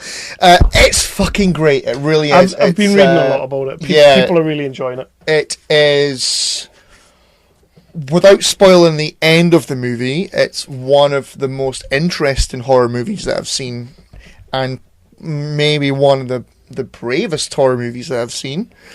So does that mean that he's non-gender specific? Fuck off. Fuck off. He's binary? That's why the stalker is there, because he's having issues with gender specificity. Do you think if they made the Crying Game now, it would be about like a fucking transgender binary fucking turnip? Well, the Crying Game is about a transgender. Yeah, but like a non-binary fucking gender fluidity thing. What does non-binary mean? Wow, that's it means they don't put themselves in a box. All right. So they're not a girl. Oh, is that one that you call them they? Yeah. Or them. Yeah. Or weird. Yeah. I'll say it. I'm not bothered. I know you're not bothered. Yeah. Sue me. I ain't got shit. The Open House. Fucking creepy as fuck. What do you mean though? Like brave? Well, I can't tell you that because it'll spoil the movie. Does everybody die? I can't tell you that because it'll spoil the movie. Everybody dies. Everybody dies, yeah. Fuck's sake. I'll watch it. It's really, really good. Do I need to watch it now? Did I just guess the ending? I think you do need to watch it. Okay. It's really good, honestly, I promise. I'll give that one a go, because I do keep reading a lot about it, so I do fancy having a go. Yeah. Okay. We got sent another movie, and this is becoming a thing. I like how you're keeping them all for yourself as well. I know, but this one I knew you wouldn't like, so I did keep it for myself. Yeah, that keeps happening as well. You keep saying, "Oh, you'll not like that." I say it to Lindsay all the time. A movie called Entanglement. I really got a kick out of this one. It's got the kid from Silicon Valley. Okay. Not the funny one, like the main kid that makes the app. Yeah. Him. I saw the thing. I saw the. Oh, did you read it? No, you didn't. Well, no, I haven't read it. Of course you didn't. I couldn't sleep that night, and it helped out. Like, so. Why the fuck did you read it? It's only on the website, prick. Shout out to Phil Wheat on Nerdly, who also posts my my articles and gets my things put on people's boxes under his website. But whatever. I have been staying away from writing impressive as hell, creepy as hell, mental as hell, hellish as hell. I've been keeping away from all that. Just describing anything as hell. As hell. You need to start describing things with a why. Why? Describe it more Joss Whedon-y. I did. Did you? I said they acted superbly. That's not the same. I said because superbly is actually a word. They acted greatly. Greatly's a word. They acted meaningfully. Meaningfully is a word. Well, what the fuck do you mean? Well, when you speak Joss Whedon-y, you say things like, "Oh fuck me, I don't know." Like he was. What you mean? He was being all Batman-y? Ooh, I was going to say Superman-y. Well, we're like. No, just because Superman's over there. Oh, see. So we're not. we're not poking each other in the eyes, you fucking div. Aye. Yeah. So with your the movie stars Thomas Middleditch from Silicon Valley. Really good film. It's sort of like. It starts off really fucking depressing. Like it starts off like he tries to kill himself about 3 or 4 times.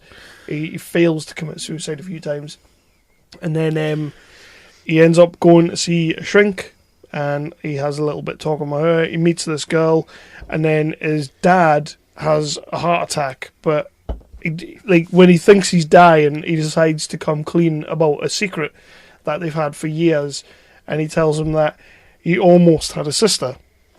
And this is when the movie gets really fucking strange, but it's kind of like before he was born, before they fell pregnant with him, they were going to adopt this girl. But then because they fell pregnant, they decided not to adopt. Okay. So he almost nearly didn't at all quite, wasn't going to have a sister. But he decides, because he's having like a midlife crisis, well, not a midlife crisis, but a crisis of faith, that this might be the moment that his life took a turn. This might be the reason behind all of the shit that's happened in his life. Mm-hmm. The fact that this girl was nearly his sister, but isn't. So he decides to find her. Okay. And he goes on a quest to find the girl, and then he finds her, and as movies go, kind of a little bit falls in love with her. Right. And then the movie, like, it turns out that it's one of those life is way more connected than you know. Yeah, I wouldn't have liked that. Yeah, exactly. But it's brilliant. He is fantastic in it. The chick that's in it, Jess Weixler, I cannot say her name. Jess Weixler, I'll say, or Weixler, is fucking brilliant. Like, she's really good in this film. Film's great. Entanglement, if you get a chance. It's on, like, on demand or like video streaming sites. You can get it anywhere, really. I really enjoyed it, mostly for those two characters. They play so well together. Yeah. So yeah. Cool. Mm-hmm. Cool. I'll send it to you if you want. No, sorry. You fucking tube.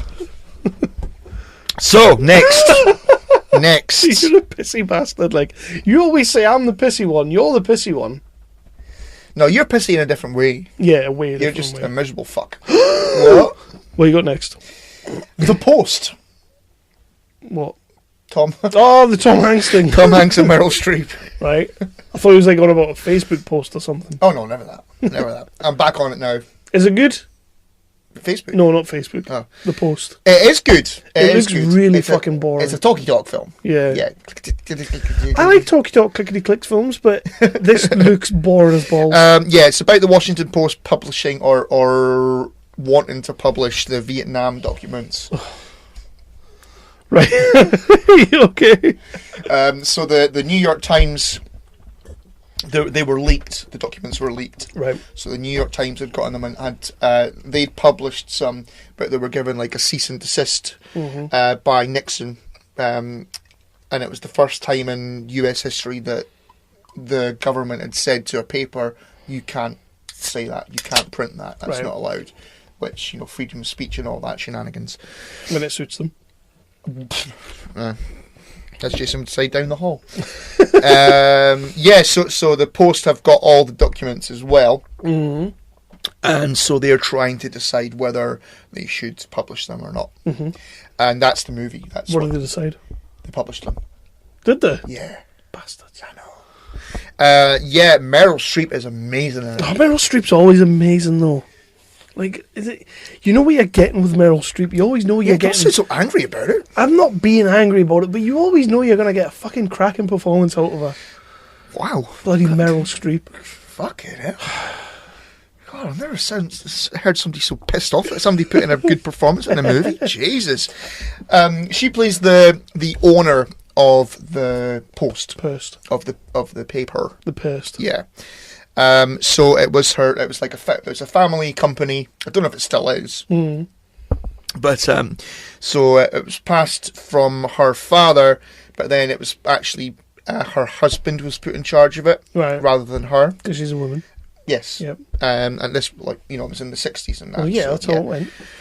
But then I wasn't being sexist when I said that. I was just like, I know how it went. I know. Yeah. I've seen Mad Men. But then her husband died, and so she found herself in charge of it. Right. And found herself in charge of it. It was like finding your socks. Yeah. Oh, I'm in charge of the paper. Oh, fuck you. Come on then. What was that? I'm in charge of the paper. See when I went that, there, farted. Come on. Dear me. The Post. Yeah, so her character goes through a quite an interesting arc where she doesn't feel like she belongs there. Right. She doesn't feel like she belongs to be in charge of the paper. And then the arc of the character is she eventually and essentially makes the decision, you know what, fuck this, we're publishing it. Yeah. It's good. It's a good movie. It's Spielberg, which I didn't know he was working on, because I thought he was all Ready Player One. See, that's how you do it, Joss Whedon. Where does he find the time? I don't know. But yeah, Tom Hanks is great as well. You're going to get pissed off at that too? Oh, Tom Hanks is always Tom Hanks. Yeah, there you go, fucking Tom Hanks. I've got no problem with Tom Hanks. Just he is Tom Hanks. Because it's Meryl Streep, so it's because she's a woman. You tittle sexist. Oh, no. You rotten, no. You fucking rotten bastard. To be fair though, shut up. Okay, you win that one. Yeah, I enjoyed watching it. It's a good talky talk movie.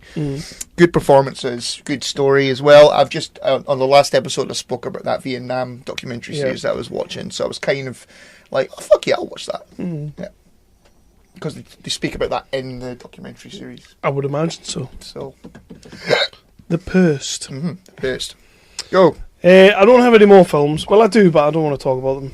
So I just want to quickly mention that Star Trek Discovery is fucking awesome. Yes, it is. I mean, one more episode. Yeah, one more to go. We normally don't really do recaps on episodes because that's not really our thing that much. But this show is fucking the balls. Yeah. It's absolutely amazing. Fucking the balls. Wow. I cannot believe how good. and you know what? I know, like, I get a little bit pissy with all like the social justice warriors and all that, and bastards. You know, when you watch the TV and they're all about fucking, you know, feminism, all this bollocks and everything. They go in full tilt with it. This show is probably doing more for that than anybody's fucking ranting and raving could possibly do, because you've got really fucking strong, prominent female characters. You've got really strong, prominent gay characters, and this show is so good, but I kind of get the feeling it's getting overlooked a little bit. I think it is. Because it's on Netflix. I really think it is. Well, it's on CBS, like, On Demand or something over in America, which, you have to... They ain't paying for that. Yeah, I think that's maybe why it is being overlooked. But, and going back to the argument that people were making about motherfucking Orville, fuck that shit. Yeah. But, about Star Trek Discovery not being Star Trek, if you look at the scene in this week's episode where the guy who was, like, taken over by the Klingon... Yeah. And he's now he's got the Klingon out of his head and that. He goes into the canteen bit, and he sits down on his own, and the roommate, bless her, comes over first, and then if you say that scene is not Star Trek, fuck yourself. The whole show, it's like it's the most fucking Star Trek it could possibly get.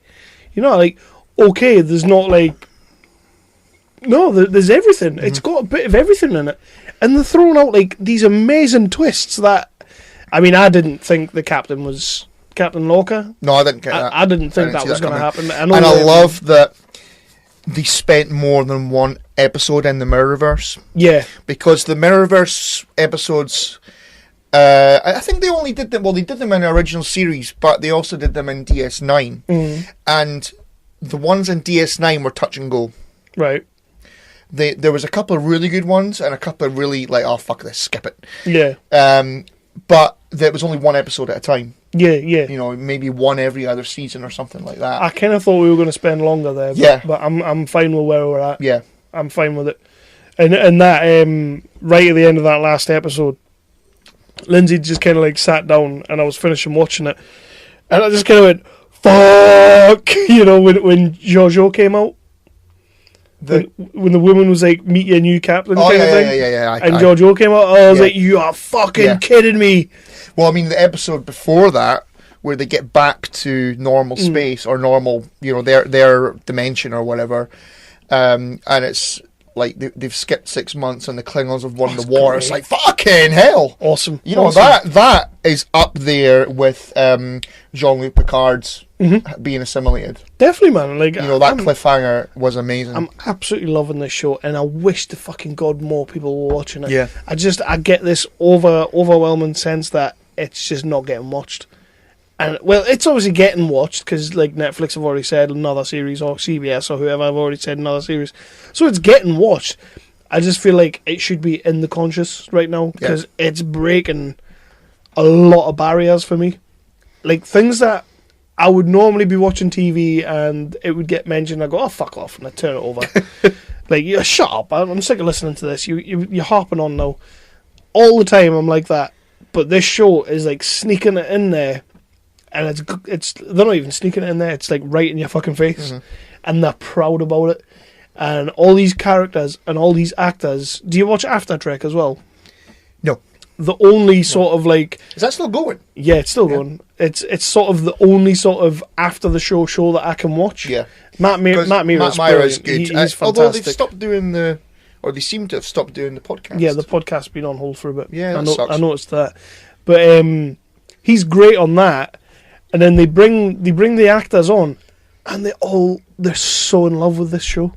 Like, even when the guy from back in the day, what was that show called? My So-Called Life, the doctor who was going out with the other lad, who could do the time jumping, and he got his neck snapped. Yeah. Even when he was on after that episode, he fucking loves this show, and he's just like, oh, it's so good, it's good, it's great. I'm really, really happy with everything they're doing so far. I haven't had an episode yet. I don't think there's been a single bad episode of it. I really don't. And I think maybe that's a good thing about being 15 episodes.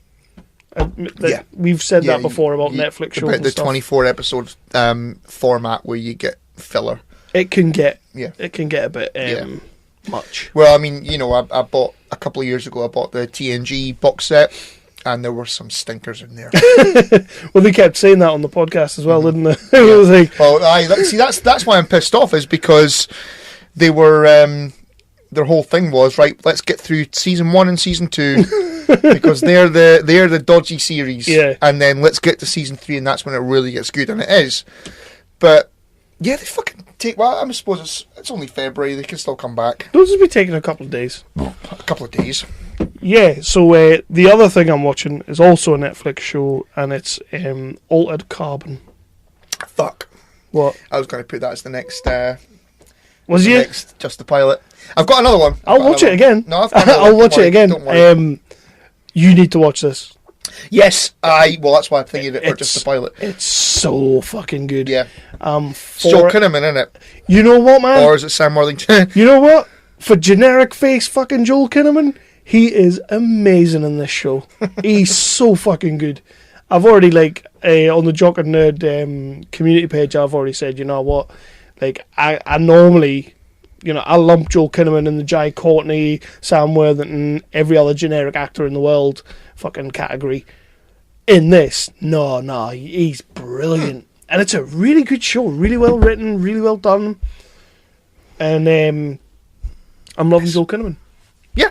And it's very nice and neon and lots of big vibrant colours going around.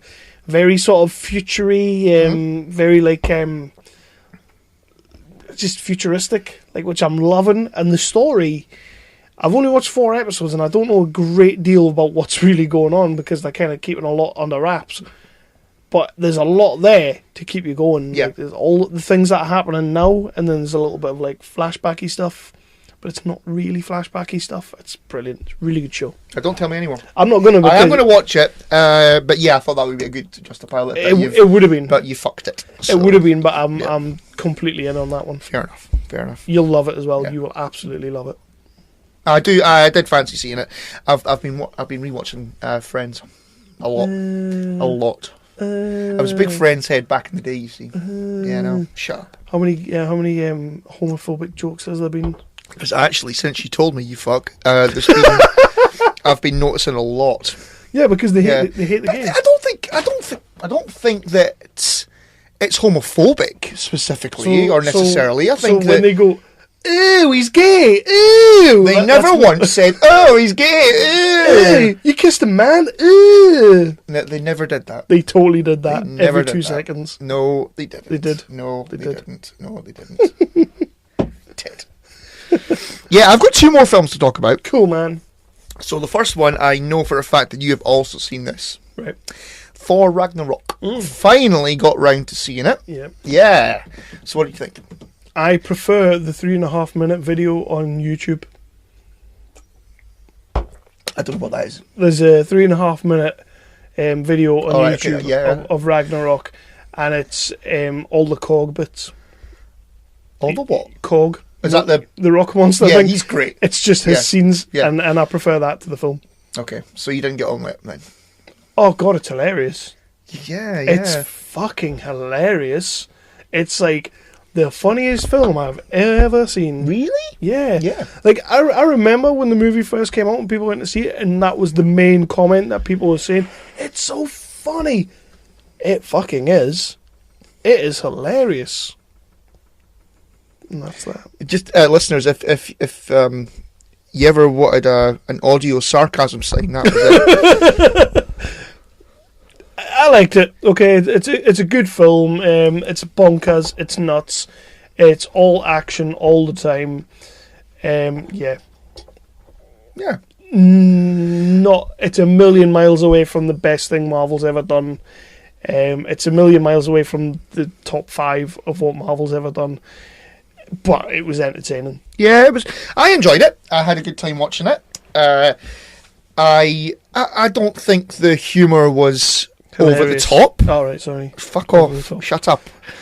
You didn't think it was over the top? I don't think it was. Every 2 seconds they were cracking jokes. The bit at the start where Thor's tied up and he's spinning round and he goes, "Oh, give me a minute," and he turns around and goes, and he continues speaking and he goes, "Oh, give me a minute." Okay, that's over the top. Chris, that's the setup to your fucking movie. That is the opening to this hilarious fucking Marvel movie. That is your opening. And if that's your opening, yeah, I've got a problem with it. I know you do. I get this. I genuinely, I quite enjoyed the story. Like him being on this planet Yeah. and having to fight Hulk and all that. Yeah, that scene was great. I loved all of that stuff. That planet was awesome. Could have taken or leaving Jeff Goldblum. I didn't see a point in his character at all. The stuff actually on Asgard with Kate Blanchett. See, I loved that. It was good. There wasn't enough of her in the movie for me. Yeah, I like that they made her a total fucking badass. Yeah, and she didn't once have any sort of. She didn't do the normal Marvel thing where for a second she's like, am I doing the right thing? I might actually be a good guy.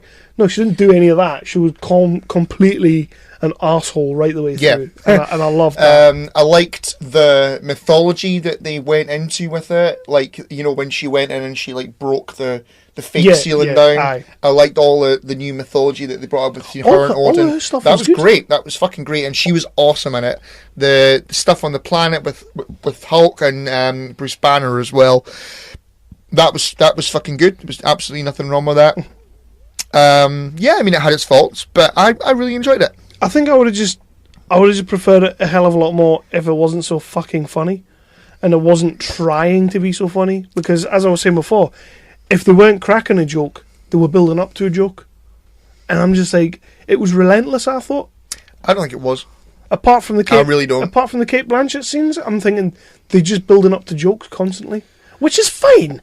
It is fine. That's not something I really. It's not a massive complaint. It's just like, just give me some fucking meat on these bones. I don't think it was as bad as that. Well, maybe I need to watch it again. I do need to watch it again. I need to give it. Well, another you'll go. have to eventually. I need to give it another go because literally that first time round, I was just like, Were you pissy? Are you sure you weren't pissy? I was pissy. I'll totally hold my hands up. I was pissy, but that was because the opening scene, the setup to a movie, is just a fucking joke. And then he goes to Asgard, which I quite like that. Carl Urban doing a Cockney accent. Fuck that. Yeah, Carl Urban, and that's... It's possibly the first time I've ever said this. Carl Urban was terrible in it. He's terrible all the way through. Yeah, okay, that I will give you that. I hated that part of it. It just made no sense. Yeah. Even and he was being this sort of Weasley character from The Hobbit. Yeah, aye. Like Stephen Fry's sidekick in The Hobbit. He was trying his best. He was trying his best. Like, and there's no place for that in that movie. These are more guns. Des and Troy. Oh, fuck off, Carl Urban. You're so bad in that He's movie. better than that. He's way better than that. Yeah. Okay, I'll give you that. Carl Urban was there for the comedy. All the comedy. Yeah, aye. I know. Okay, I'll give you that. But I think for me, like that, I forgot about that eventually. Because, you know, the bits on Asgard, when they finally get back to Asgard, and then, you know, the bit on the bridge, like towards the end of the movie, that was so good. When it's like a half an hour fight scene on the bridge. Yeah. No, you didn't think that went on too long? I thought it was fine. That's okay. As long as you thought it was all right. I thought it was okay. I am glad you enjoyed it. Thank you very much. That's all that matters, is that people enjoy these movies. I'm glad people are enjoying it.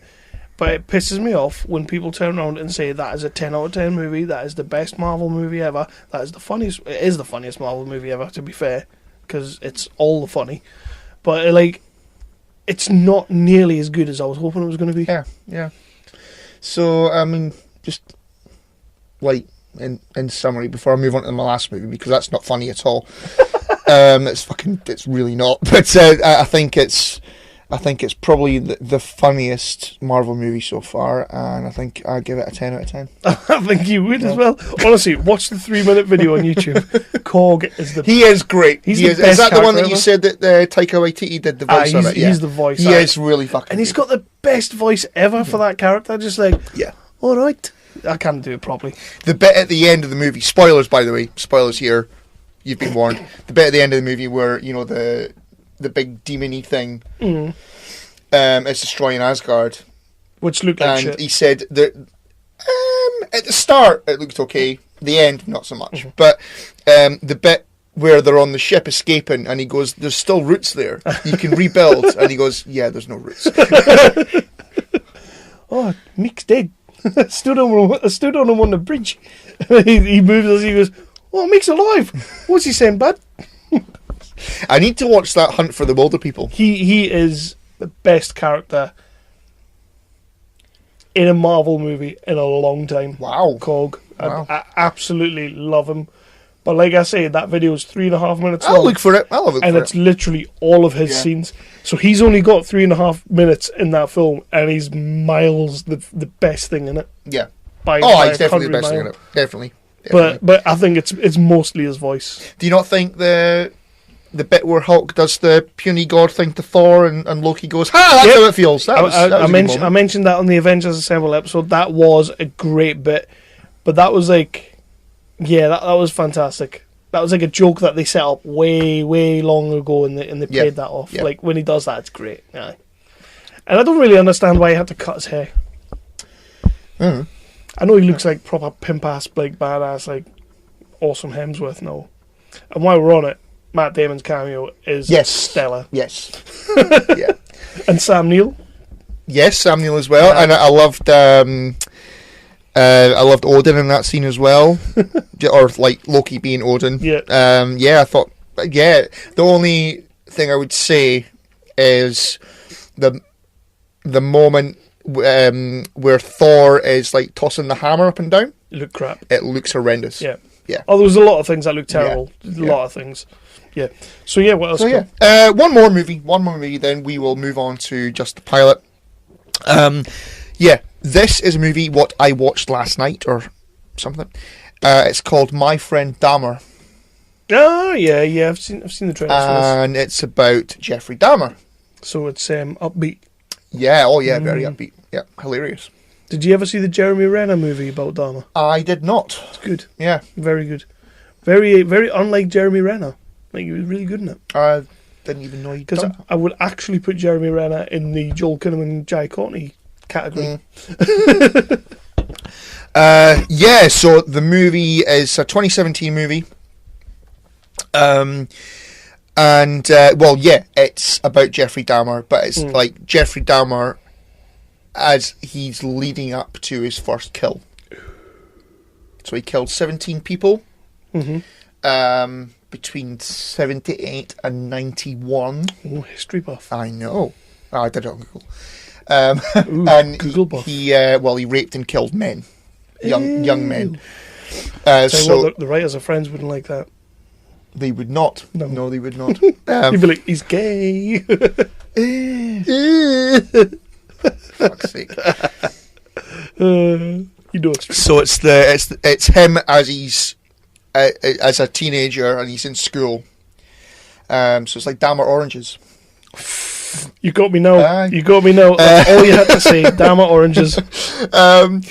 So it's like him, like getting the urge to take his first life, basically. Yeah. Yeah. So he's kind of he's there's like a weird story where he becomes like a part of a group of friends because he does serial killers. No. Oh. He does the thing in the corridor of the high school where he like acts like a big mong. Okay. He's like, and all that kind of thing. I know how it works. And like pretending he's having an epi-fit and all that. And so the people who become his friends, and I mean they appear to be genuine friends. They're not like trying to take a len of him or anything like that. They appear to be genuine friends, and they're genuinely worried about him. Mm-hmm. And so they sort of think, oh, he's doing that, and he's funny as fuck. Mm-hmm. So they say, oh well, we'll get him to do it, and in different, and he goes along with it. He's not being forced or anything like that. There's a bit where he does it in the library, and it's quite funny, hilarious. And like that's going on. And then, but he was an alcoholic as a teenager, right? Because he was struggling with the urge to kill. That was like me in high school. Oh shit! Fucking doors locked. I'm all right now. I'll put some cream. Well, I've shared a hotel room and a caravan with you, so I think I would have been dead by now. Shed your skin. Blimey.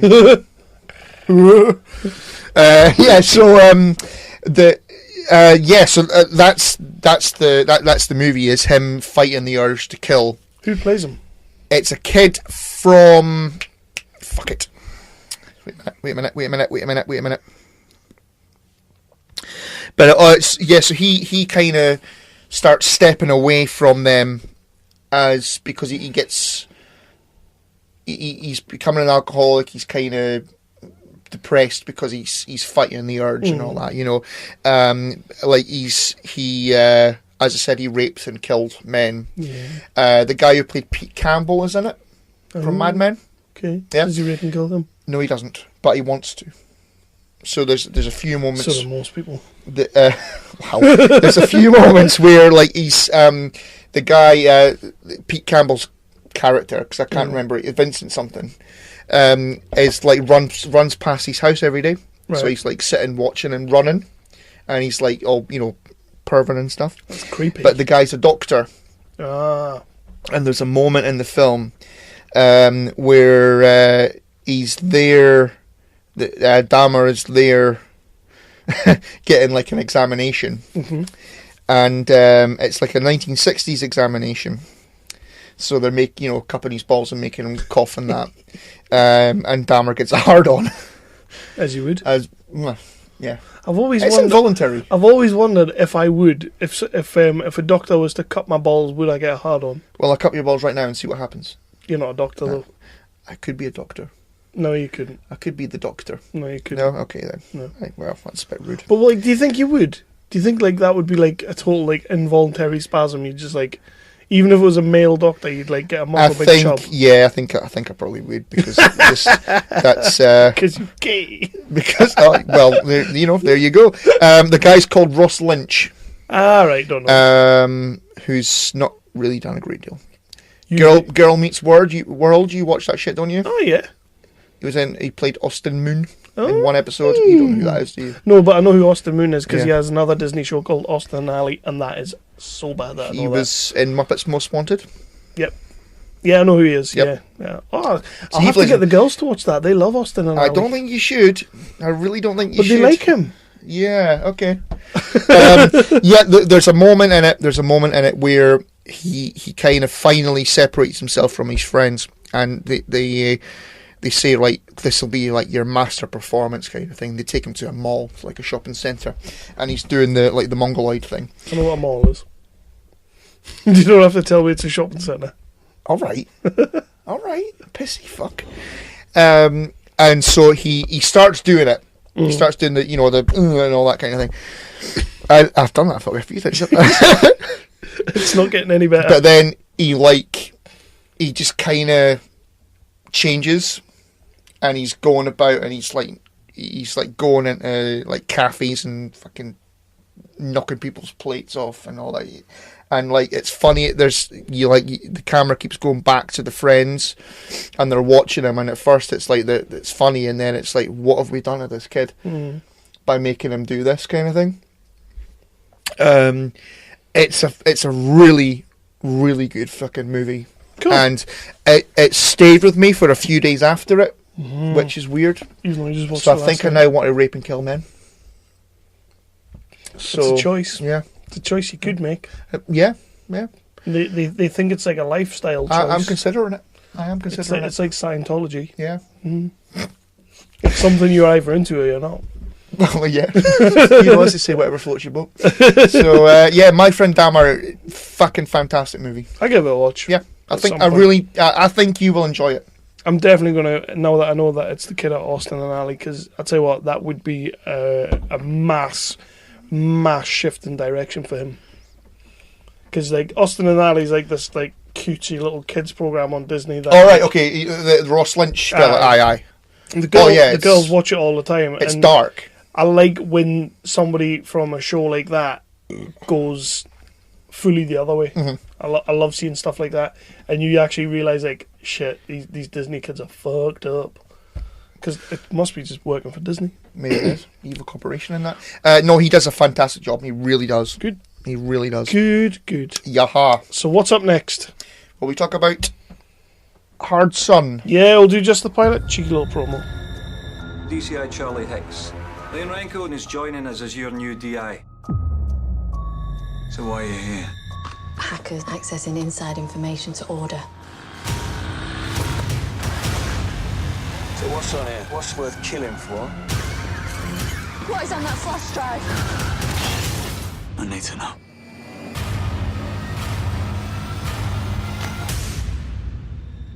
Now, how long did it say we got? This is your baby. So, Stepping out with my baby. Just light in the mood because you're talking about like. Where do you serial find killers. these fucking songs from? They're in my head. Wow. I know, right? I've just got Beyonce songs I'm on like a here. human jukebox. Yeah, you are. It's fucking annoying. What? Oh, It's my podcast. really? Well, 70-30. It's 70-30. I'm okay with that. I'm okay with that. Fuck me, it was 90-10 on Christmas Eve. That was Christmas Eve. Aye. Right, so Yeah. just the pilots. Hard Sun, BBC's Hard Sun, starring Jim Sturgis. What did you make of this? Yeah, I was really struggling to start with because I had no fucking clue what it was about, to be honest. When it started out, I was kind of just like, is this getting to something? Like, what's coming? But it's a really good show. Yeah. It's fantastically written. Jim Sturgis is brilliant in it. Jim Sturgis is good, and I think he's getting somewhere. He was in a World War II or like a post-World War II BBC show last year. Right. Where it was about the sort of the Nazi scientists and all that, where the Americans and the British and the Ruskies were trying to divvy them up, nab the best scientists for themselves, and his character was one of the guys responsible for come here to me, come here, come here, sneaky Joan. Exactly, just like that, and he was really, really good in it. Yeah. You know what? I think the problem with Jim Sturgis, right? And I was saying this to Lindsay the other night when we had it on. The problem with Jim Sturgis is that like he came out of the gate with 21, which was like the big poker movie with Kevin Spacey and all that. Okay. I don't think I've seen that. And that was to be this huge movie that was going to break everybody in it, because like, there's a load of like actors who are just sort of on the fringe, and then Kevin Spacey, because that's how you make your career with Kevin Spacey. Just look at the guy on Netflix's Star Trek. But but yeah, that was meant to be this big ass movie that was going to break Jim Sturgis, and it just never happened. Yeah. It never went well. But he's made Geostorm now, so... Well, that is the thing, and Geostorm is the bollocks. Have you listened to We Hate Movies Do Geostorm? I have, yeah. Best episode ever. Yeah. They did Blade Trinity this week. Yeah, I listened to some of it. The Gerard Butler is fucking spot on. I got a fucking Geostorm! I was loving listening to that. But yeah, the only thing I'm not keen on in Hard Sun, the first episode, is the female lead. Yeah, I had a feeling you were going to say that. She's no Vicky McClure. No. Let's just say that. No. But I don't know if it's the way she's trying to play the role. I don't know if it's part of the character. But I just couldn't get away with her. Like, she seemed a little bit too eccentric. There was a few times, like when she had her hood up and all that, I thought, is she trying to be like the girl with the dragon tattoo or something? She's trying to be all like closed off and cold, and it just wasn't working. It just right the way through it wasn't working, and then there's a couple of little scenes towards the end where I started to warm to it. I'm like, okay, I can get away with but for the first 20-30 minutes, I was just kind of I'm not liking you at all. Well, it's obviously just the pilot. Yeah, obviously, yeah. And at the end of the pilot, we get to know what the actual story is. So we're getting an extinction level event, which is interesting as fuck. Yeah, I did like that. I was like, yeah, I'd watch the next episode. Yeah. Based on that alone, I'd watch it. Plus I watched like next week on, and it was that Scotchy. I love that Scottish guy. He's in almost everything. The guy's playing like the police chief fella. Aye, yeah, he's brilliant. He's been in a lot. I love him in everything he's in. But yeah, I'm going to give it another go. I am going to watch the second episode. I'll probably end up watching most of it. It's only like 6 episodes or something. A BBC show. And yeah, by the way, this is pretty fucking brutal for a BBC show. Gets a bit hefty. Yeah, I mean, pretty much the opening 5 minutes. You get that last wandering through the park, and you think, oh, she's going to get murdered or something by the kid on the bike, but no, No. There's a guy falls from the roof and lands and gets skewered by a tree right on top of her. Which was pretty cool. Yeah, that's pretty fucking badass. And you got people being shot through the head and all that kind of I stuff. did think we were going to get an Ace Ventura moment. When they're in the apartment, and it's like, how could you hear the screams? Ah! Ah! I did think that was coming, but no, we didn't get it. This house is clear. I have exorcised the demon. I don't know why that came into my head when I was watching it, and that legitimately came into my head. But when she walked out onto the balcony, I thought we're going to get an Ace Ventura moment here. Fair enough. Fair enough. We didn't, though. No. But we did get a really shit delivery of the line, "Can I not play in the sandbox? How about you?" She grew on me. She did grow on me like a tumour or something. Wow, fucking hell. But to be honest, she grew on me a little bit when she beat the fuck out of Jim Sturgis. It was a good fight. Pretty good scene. It was a good fight, yeah. It would have been like, yeah, it was a good fight. Especially when he like uppercut her to the... Yeah, he gave her a punch in the fanny. Yeah, to the fanny. Oh, I was going to say ovaries. But you went... No, like ovaries are up there, aren't they? Well, the uppercut was as such that he could have been up in there. Wow.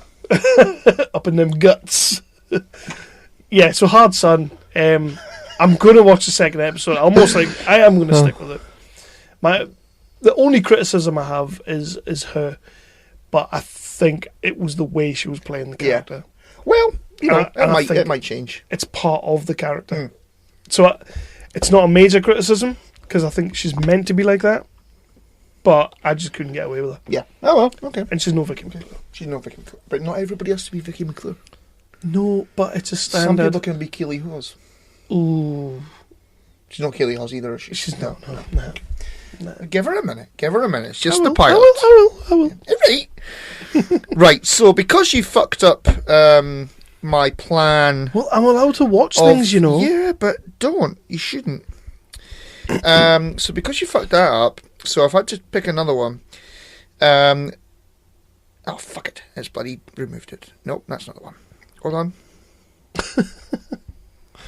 It's great radio. I know, right? Where's it gone to? Stepping out with my baby. Right. I'll fill the air for you. Did you see the trailer for Deep Blue Sea 2? No. Oh, yes, I did. It looks like shit. There's a shark in the water. It's our shark. 10 people went in the water. Okay. And only 3 came out. I've not done Rob Schneider for a while, have I? Yeah, well, you have, like 3 times tonight. He was great in Jaws, Rob Schneider. Yep. So, this is a Netflix show. It's an Australian Netflix show. Ooh, Wolf Creek. No, that wasn't. Let me guess. Australian Netflix show. Australia Land. You're a fucking ridiculous prick. Is it? No. Oh. Right, so the show is called Glitch. Okay. Say it like that. Never heard of it. God, we're going to fall out tonight. No, I'm not. A police officer in a small country town finds his life turned upside down when 6 recently deceased residents return from the dead in perfect health. Oh, I started to watch that. Did you? Yeah, I'll watch it. We'll put it on. How far in did you get? About 2 minutes. Alright, so that's fine then. It can still count. Yeah, it still counts. Okay, so Glitch. I don't know why I stopped watching it, but I put it on. I remember reading the synopsis and thinking, that sounds good. And then I didn't get any further than 2 minutes. Okay. Well, you will now. Is that a good thing? Is that like... That you didn't get any further than 2 minutes? Yeah. Well, I don't know. Or did you see something shiny? Probably. Yeah. I always see things shiny. Yeah. Yep. So, Glitch, or The Glitch, or Australian Glitch. It's called Glitch. It's not called Australian Glitch. I'm going to look for Australian Glitch. I'll just type it in. Right, so we will go on to the top 5 now. Yes, we bloody will. Yeah, thank fuck for that. Cheeky promo. Aye. I'm Jason. I'm Jeff. And I'm Blake from the History of Bad Ideas. And we'll get back to your regularly scheduled program here in just a second, geek listeners. But we do a weekly podcast called The History of Bad Ideas. Yeah, where we'll discuss things like television or movies or music or games or any other thing that falls into our geek-related podcast knowledge. You can find us on Geek Life Radio, Fridays, 10 a.m. Eastern, 9 a.m. Central, or Radio-Blitz, Saturday, 9 a.m. Eastern, 8 a.m. Central, or you can listen to us whenever the hell you want on iTunes and Stitcher. Check us out. Roger says goodbye. Goodbye. What's the top 5, Chris? It is top 5 favourite TV characters of all time. Slashies. Or favourite / best, whatever you want to say. However you made up your list, that's fine. Well, to be fair, I'm still making it, so. I have hobbied this a little bit. Well, I'm just going to have to hobby mine. That's fine then. So there you go. Because as I said the other night, I had like 14 on my list. So, so what do you want to do? You want to go first? Yeah, why the hell not? Why not? Okay, so the first one, these are two amazing characters from one of the best TV shows of all time. It's Mad Men. I couldn't pick between them. I couldn't pick between these two characters because they're so fucking good and they're so well written and they're so well acted. The first one is Don Draper. Yep. And the second one is Joan Holloway, played by Christina Hendricks. Oh, is that fake Donna? No, it's Donna is fake Joan. Well, Joan is not quite Donna, so there you go. Donna is not quite Joan. Well, she is though. Because she's Donna. But it's Joan. Yeah, Joan is a fucking fantastic character, and I know you like her. Yeah, I mean you've not watched Mad Men all the way through, have you? No.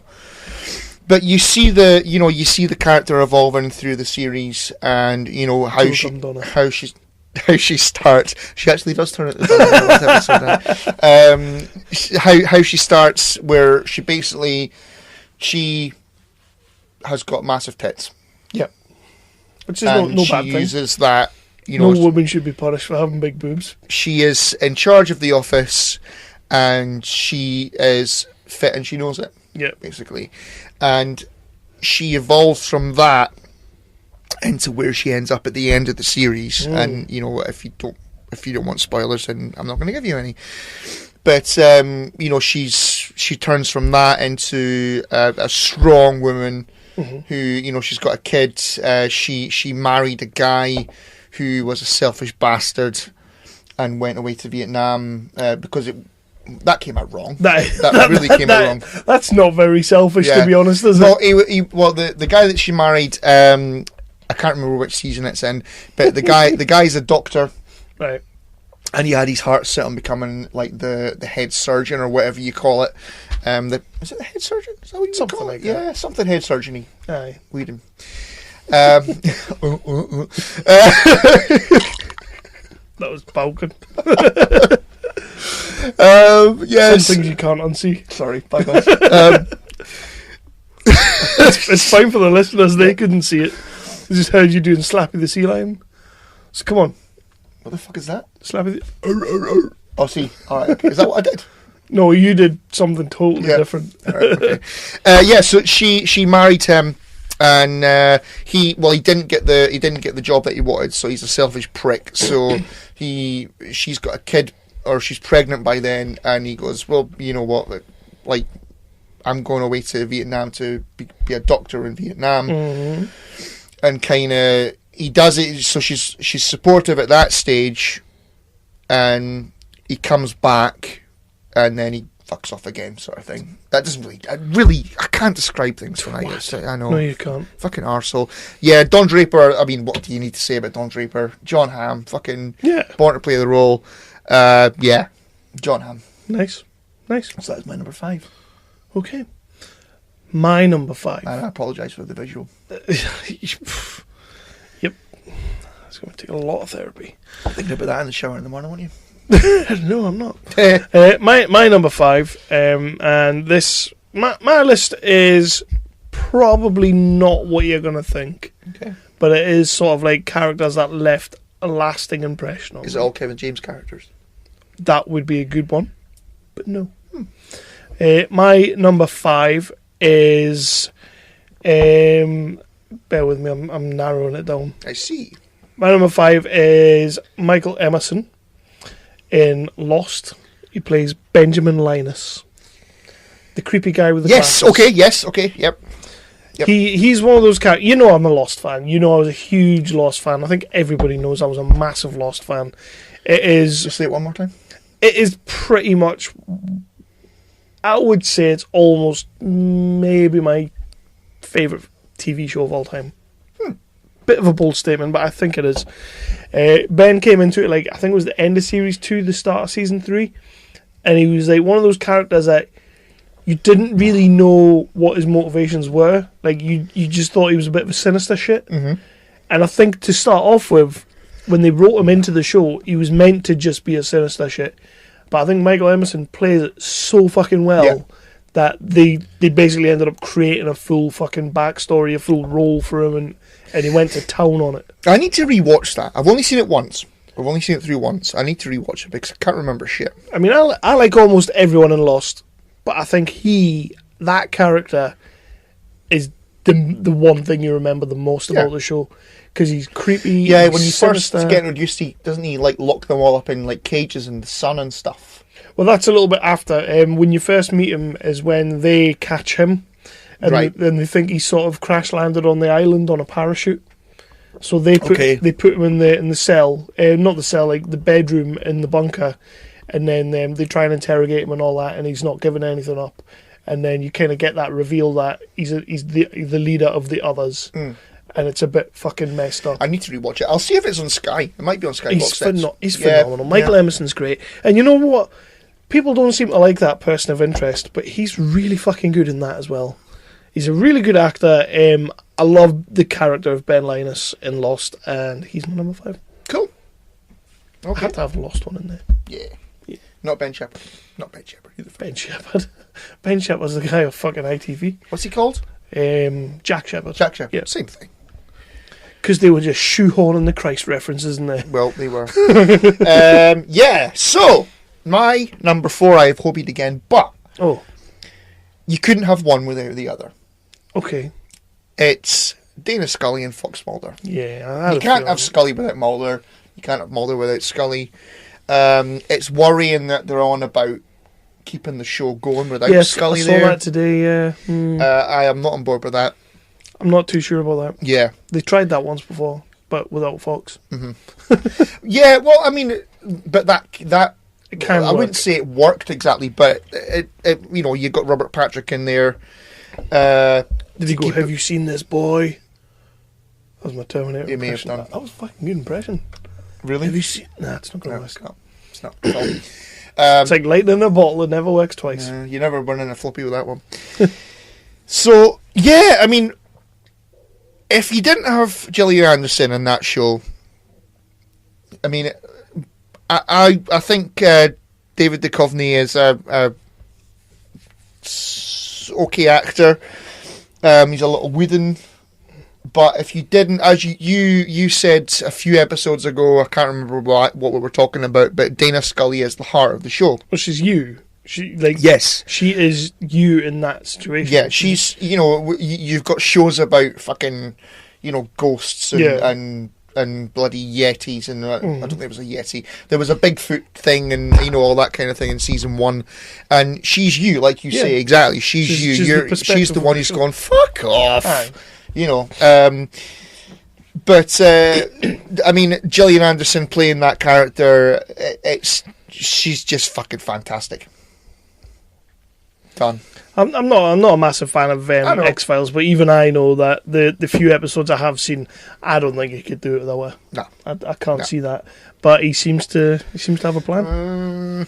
Maybe he's still kind of in denial that she might come back. Yeah. My number 4, I have gone from Lost, one of my all-time favourite shows, to another one of my favourite shows, which is Friday Night Lights. Huh. I've still never watched that. It's not Tim Riggins. I don't know who that is. Taylor Kitsch. It nearly was because I do think he's great in that show. But I went with Coach Taylor. Is that Kyle Chandler? Yeah.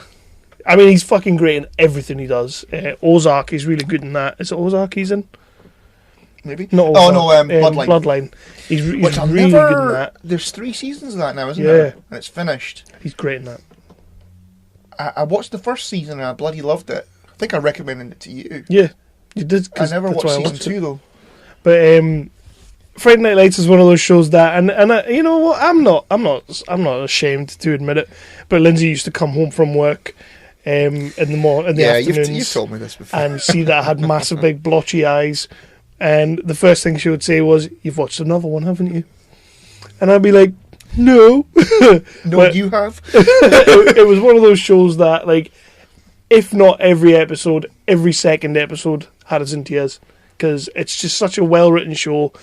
Kyle Chandler is just amazing in that show. He just delivers, like, hype speeches, you know, like, to get you motivated and to get you moving and to really sort of just make you believe in yourself.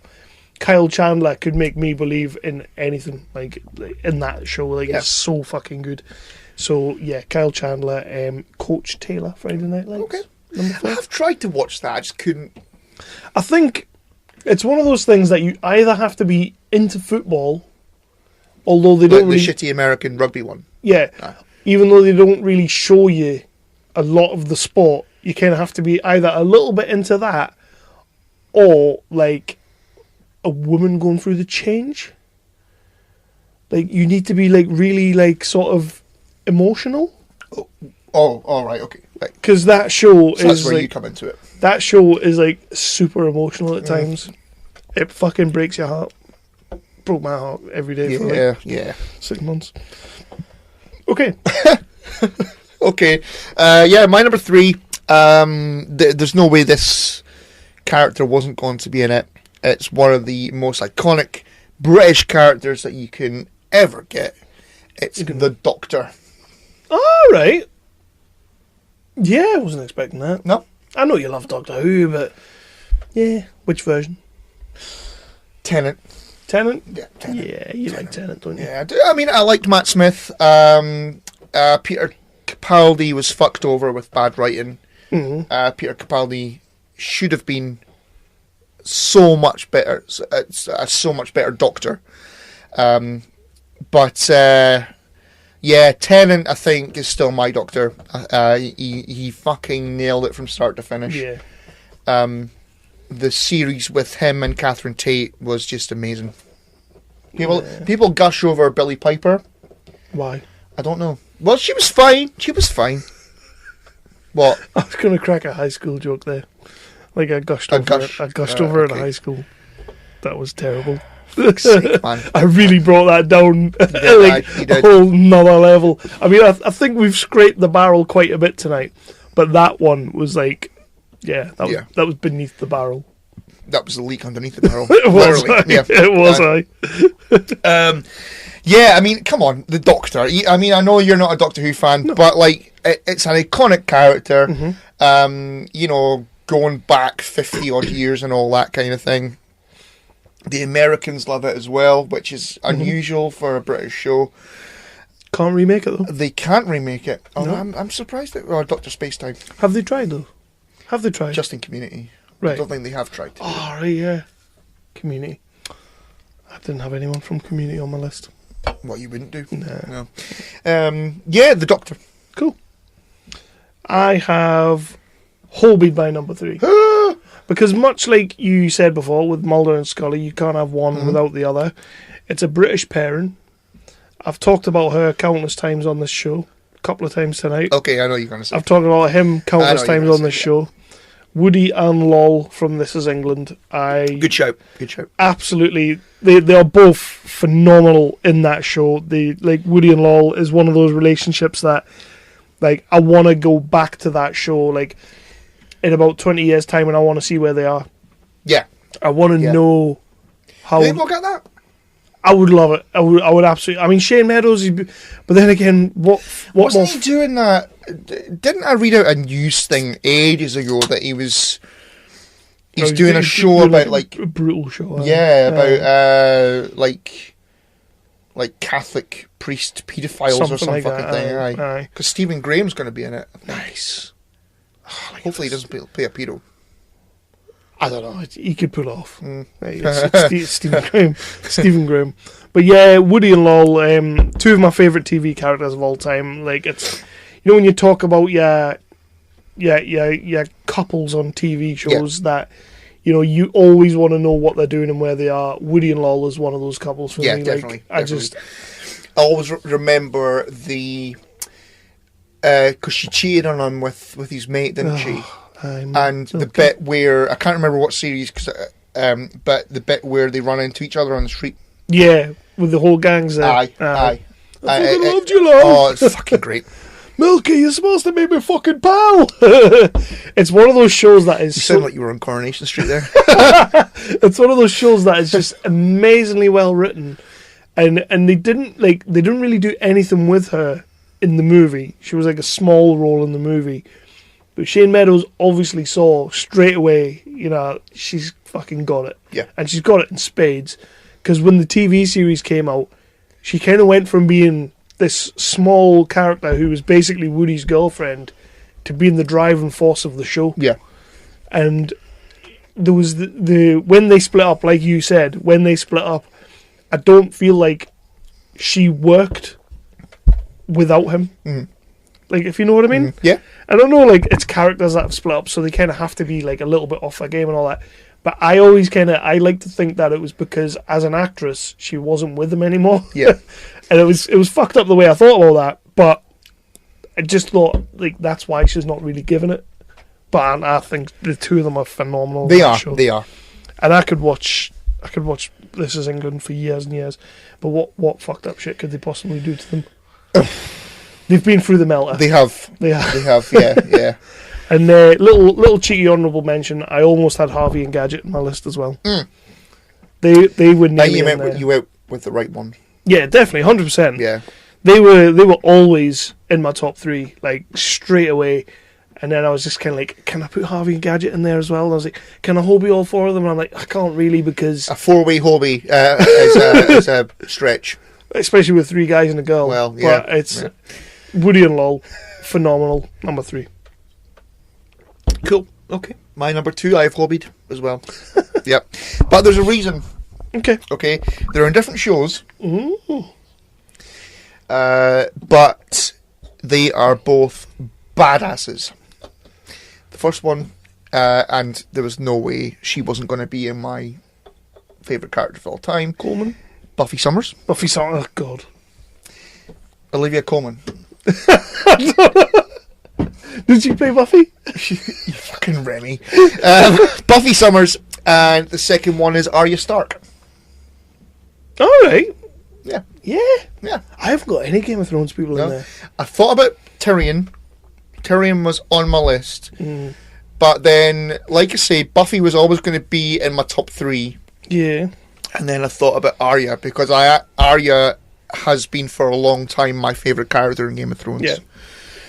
Maisie Williams is just a phenomenal little actress, and I think she's going to do amazing things. Do you think she will pass Game of Thrones? A few weeks ago, I read a headline. I didn't read it because it would have pissed me off. But a few weeks ago, I read a headline that she said she doesn't think she'll get work after Game of Thrones because of her looks. And that fucking broke my heart. What's wrong with her looks? There's nothing wrong with her looks. I mean, yeah, she looks like 12-year-old boy, but what's wrong with her looks? But, you know, she's been on Graham Norton a few times and all that kind of thing, and there's nothing wrong with, there's fuck all wrong with her looks. And no, she's a good she's, you know, oh shit, what was the name of the show? She did a show for Channel 4. It was like a sort of feature length, like an hour-long show. Right. About a guy hacks her computer. Oh, the cyber thing. That's Cyberbully. Cyberbully. Yeah. She held that. She fucking held that. She was amazing in it. I don't see why she would say that. I think, like... Well, maybe she was misquoted, I don't know. But she's not a bad-looking lass, and she can act. So, I mean, the thing for me is that Game of Thrones has been so huge, and she's been in it from a very, very young age. Yeah. That it's like, how do you transition? Maybe, well, I mean, it's like... You know, Walter White, Jesse Pinkman, Don Draper, those guys, for a while anyway. You know, like John Hamm is starting to get there now. Yeah. You know, Bryan Cranston is getting there now as well, I feel. Jesse Pinkman, not so much. Aaron Paul has done a few things. Shite things, though. Yeah. But I hope that Maisie Williams will go on to do... I think she will. ...good things and big things. But Arya Stark is my favourite character in Game of Thrones, and she's a fucking badass, and so is Buffy. Well, there you go. I don't need to see anything more about Buffy. No, you don't. No. I preferred what was her name from SFW? The best Buffy Summers cosplayer ever. Hey, you were safe.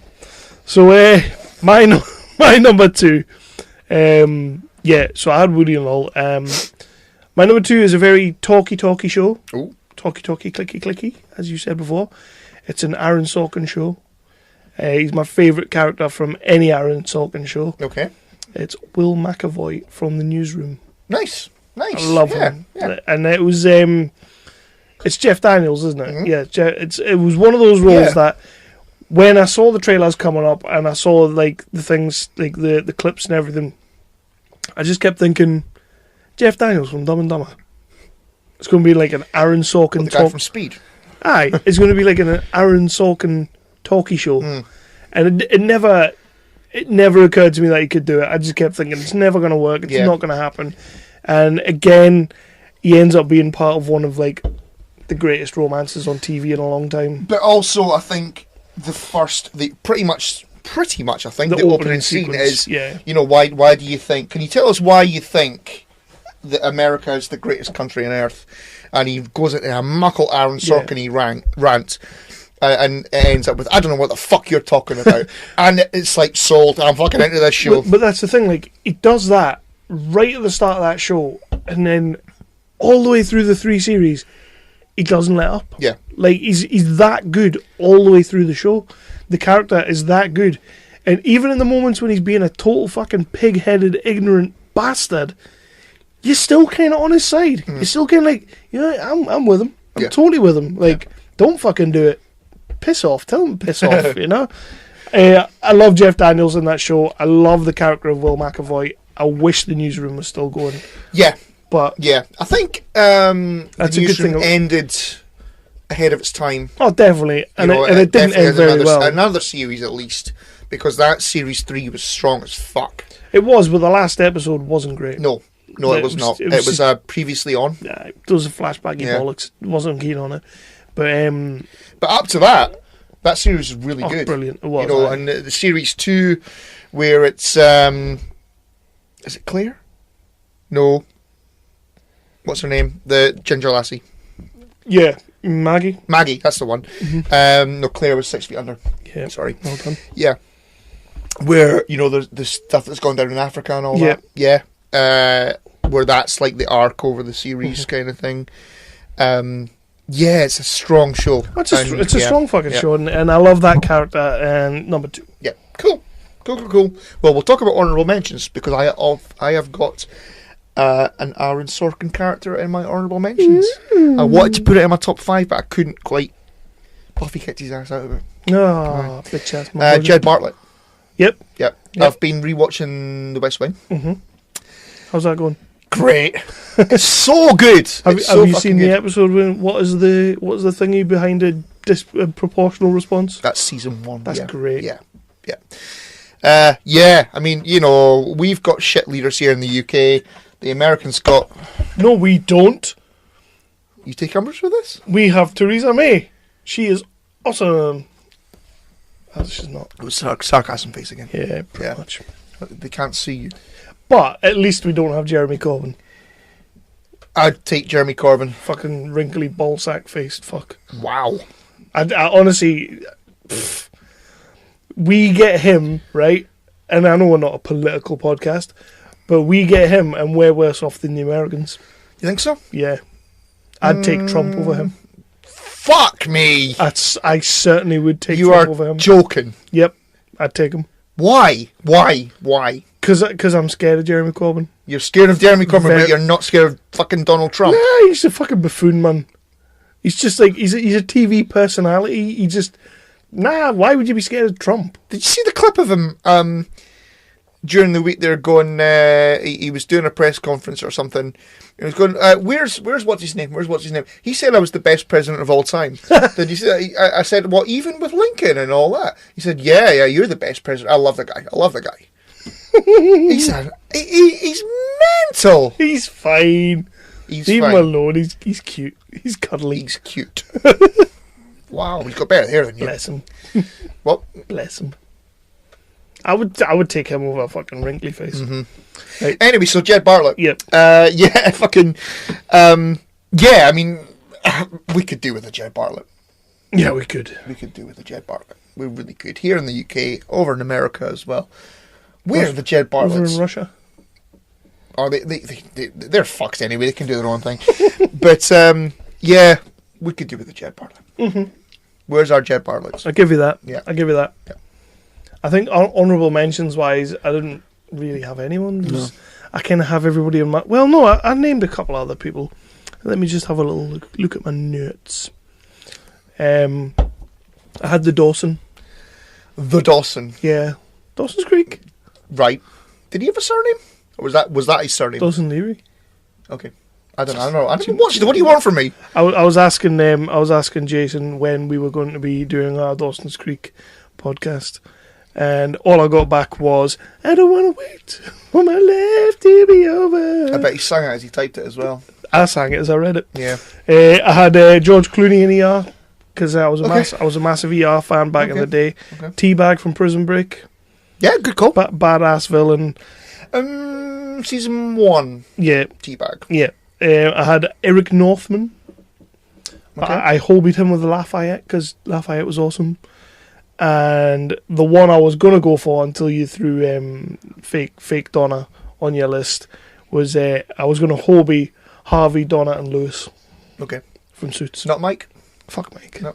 Whingy prick. See, he's gone and obviously she's gone. Well, he's gone, she's gone, and they're bringing in Katherine Heigl, who is like TV fucking poison. I don't know who she is. You do, man. She was in like Knocked Up with Seth Rogen, and I've never seen that. She's literally every show she's been in, apart from I think she was in Grey's Anatomy. Or she in House?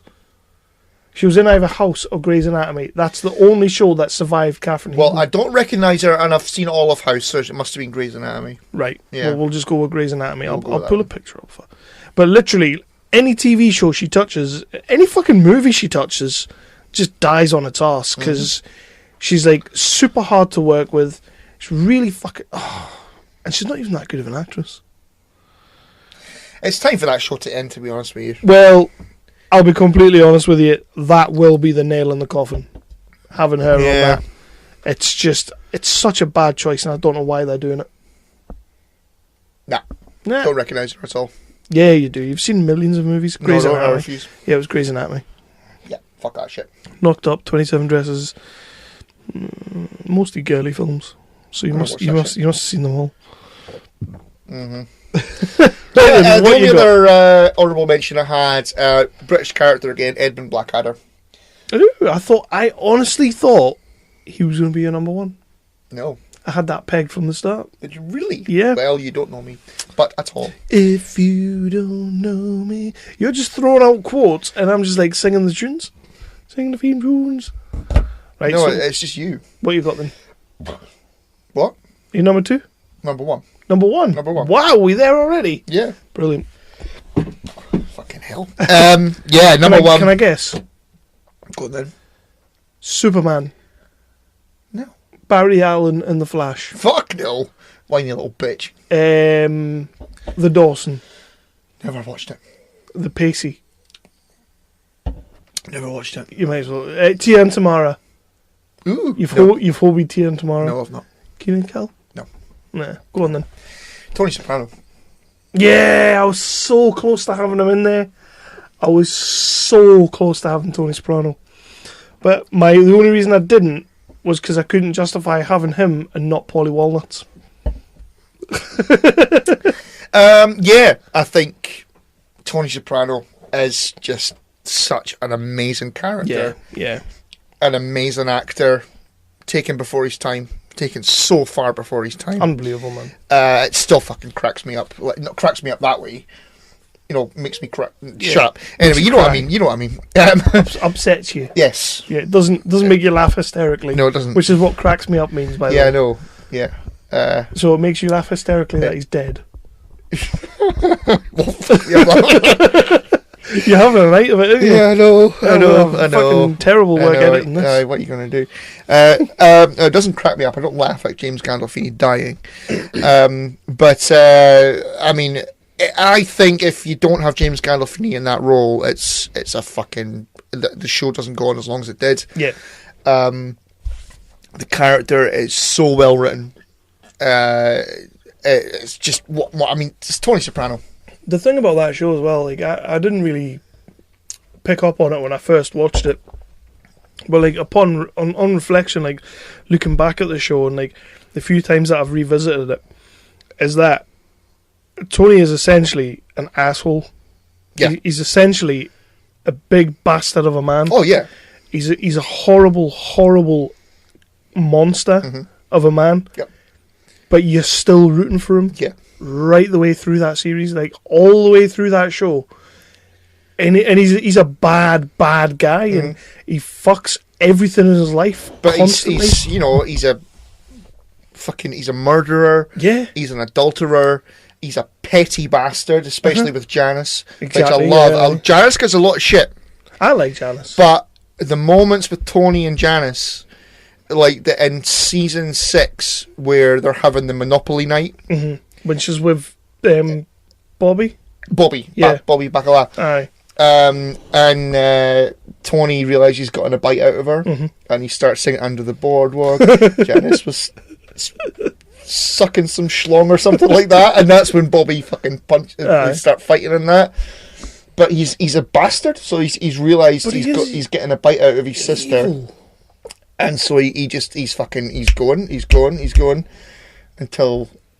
But what happens? That's a sign of how well written that show is. The fact that this evil, horrible monster who fucking destroys everything in his life, like his work family, his fucking real family, he destroys it all, and you're still rooting for him.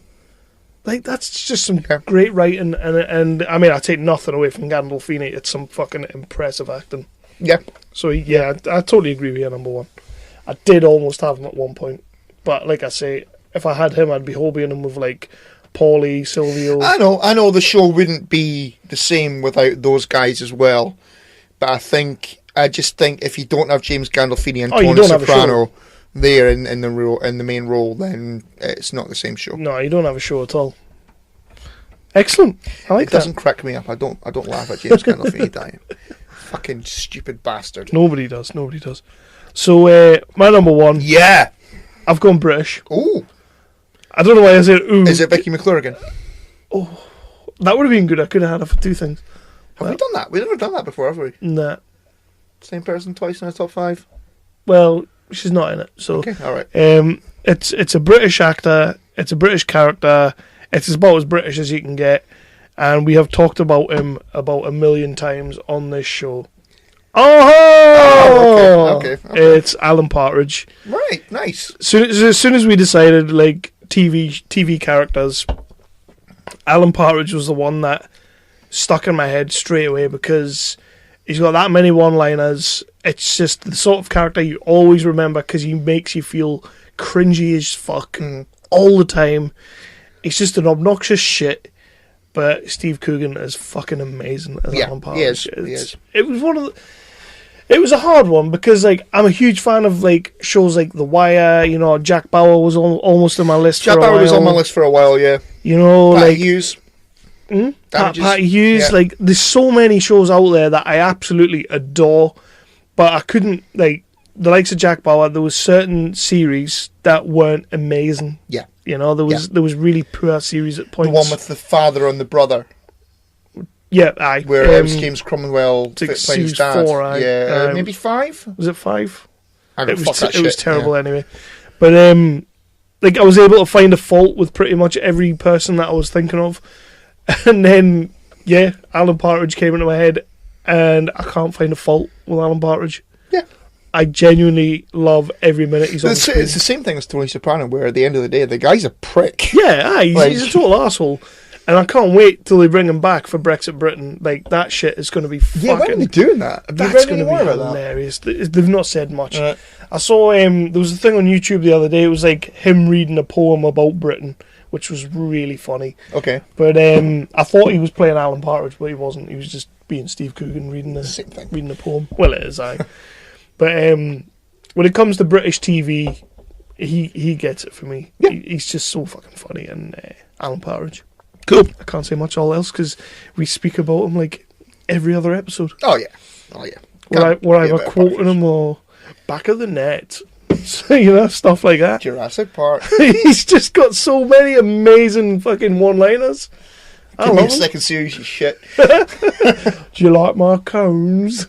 That's my go-to. That's your go-to. Yeah. I do like when I'm getting ready for bed or something, and I go, Lindsay, do you like my cones? I believe you. She doesn't get it because she doesn't like Alan Partridge, but yeah, Alan Partridge #1. Cool. And I did have like about 100 other characters, but it was just like, right, I've got to get this down now, and I had to let go of a few. I had a few characters from The Wire, The Shield, which I've only just started recently watching, but I had the main guy from that, Vic, Michael Chiklis. He's fucking great in that show. The Shield. I've never seen that. Michael Chiklis is fucking great in that show. He's like unbelievably good, actually, considering the only thing I've ever really seen him in was like as the Thing in those Fantastic Four movies. You know who I thought of? Chloe O'Brien. Yeah, she was on my list for a while. She was, but I couldn't put her on my list and not Jack Bauer. It's like Mulder and Scully, isn't it? Mm-hmm. Yeah. Nina Myers. Oh, bless her. She's awesome. She's definitely come back. Yeah, I think she should. Right, man. So that was episode 102. 102. Nearly 200 and everything. Eh? Nearly 200 and everything. It wasn't that long ago. It said we're nearly at 100. But yeah, these episodes are going to keep going. As you know, the Indie Talks will be coming back at some point. Yeah, we're taking it easy. We've got the Infinity War, the Road to Infinity War going on, which is pretty damn time consuming, if truth be told. I didn't think it would be. No, you're fucking joking me. I didn't. When we took it on, when I made you take it on, I didn't think it was going to take that much. Really? I didn't. And I'm beginning to realise that we've only just got into phase 2 and there's still like 10 fucking films. Yeah. But Iron Man 3 will be coming next week, Thor the Dark World the week after, when we get it done, and then big sexy Phil Wheat from Nerdly is coming on. Yeah. And then it's like, those are people we don't really know. Yeah, it'll be fine. Burns Bob. That's going to be a mess. That will be a mess. He's just going to come on and be like, oh, I love the colour grading in that scene. Oh, did you see the camera work? Pip, pip. Why is he all posh? He doesn't talk like that at all. I don't know where that came from. But he's going to be all pretentious about it. Do you know what I mean? Okay. Ew, I love Blade Runner. Things like that. So get out. Get out of my pub. No, just get out. I mean it. Right. Episode 102 in the can. We will be back shortly. Done. And I wasn't cracking up about James Gandolfini. You were, though. I was not. You found that hilarious. No, you did.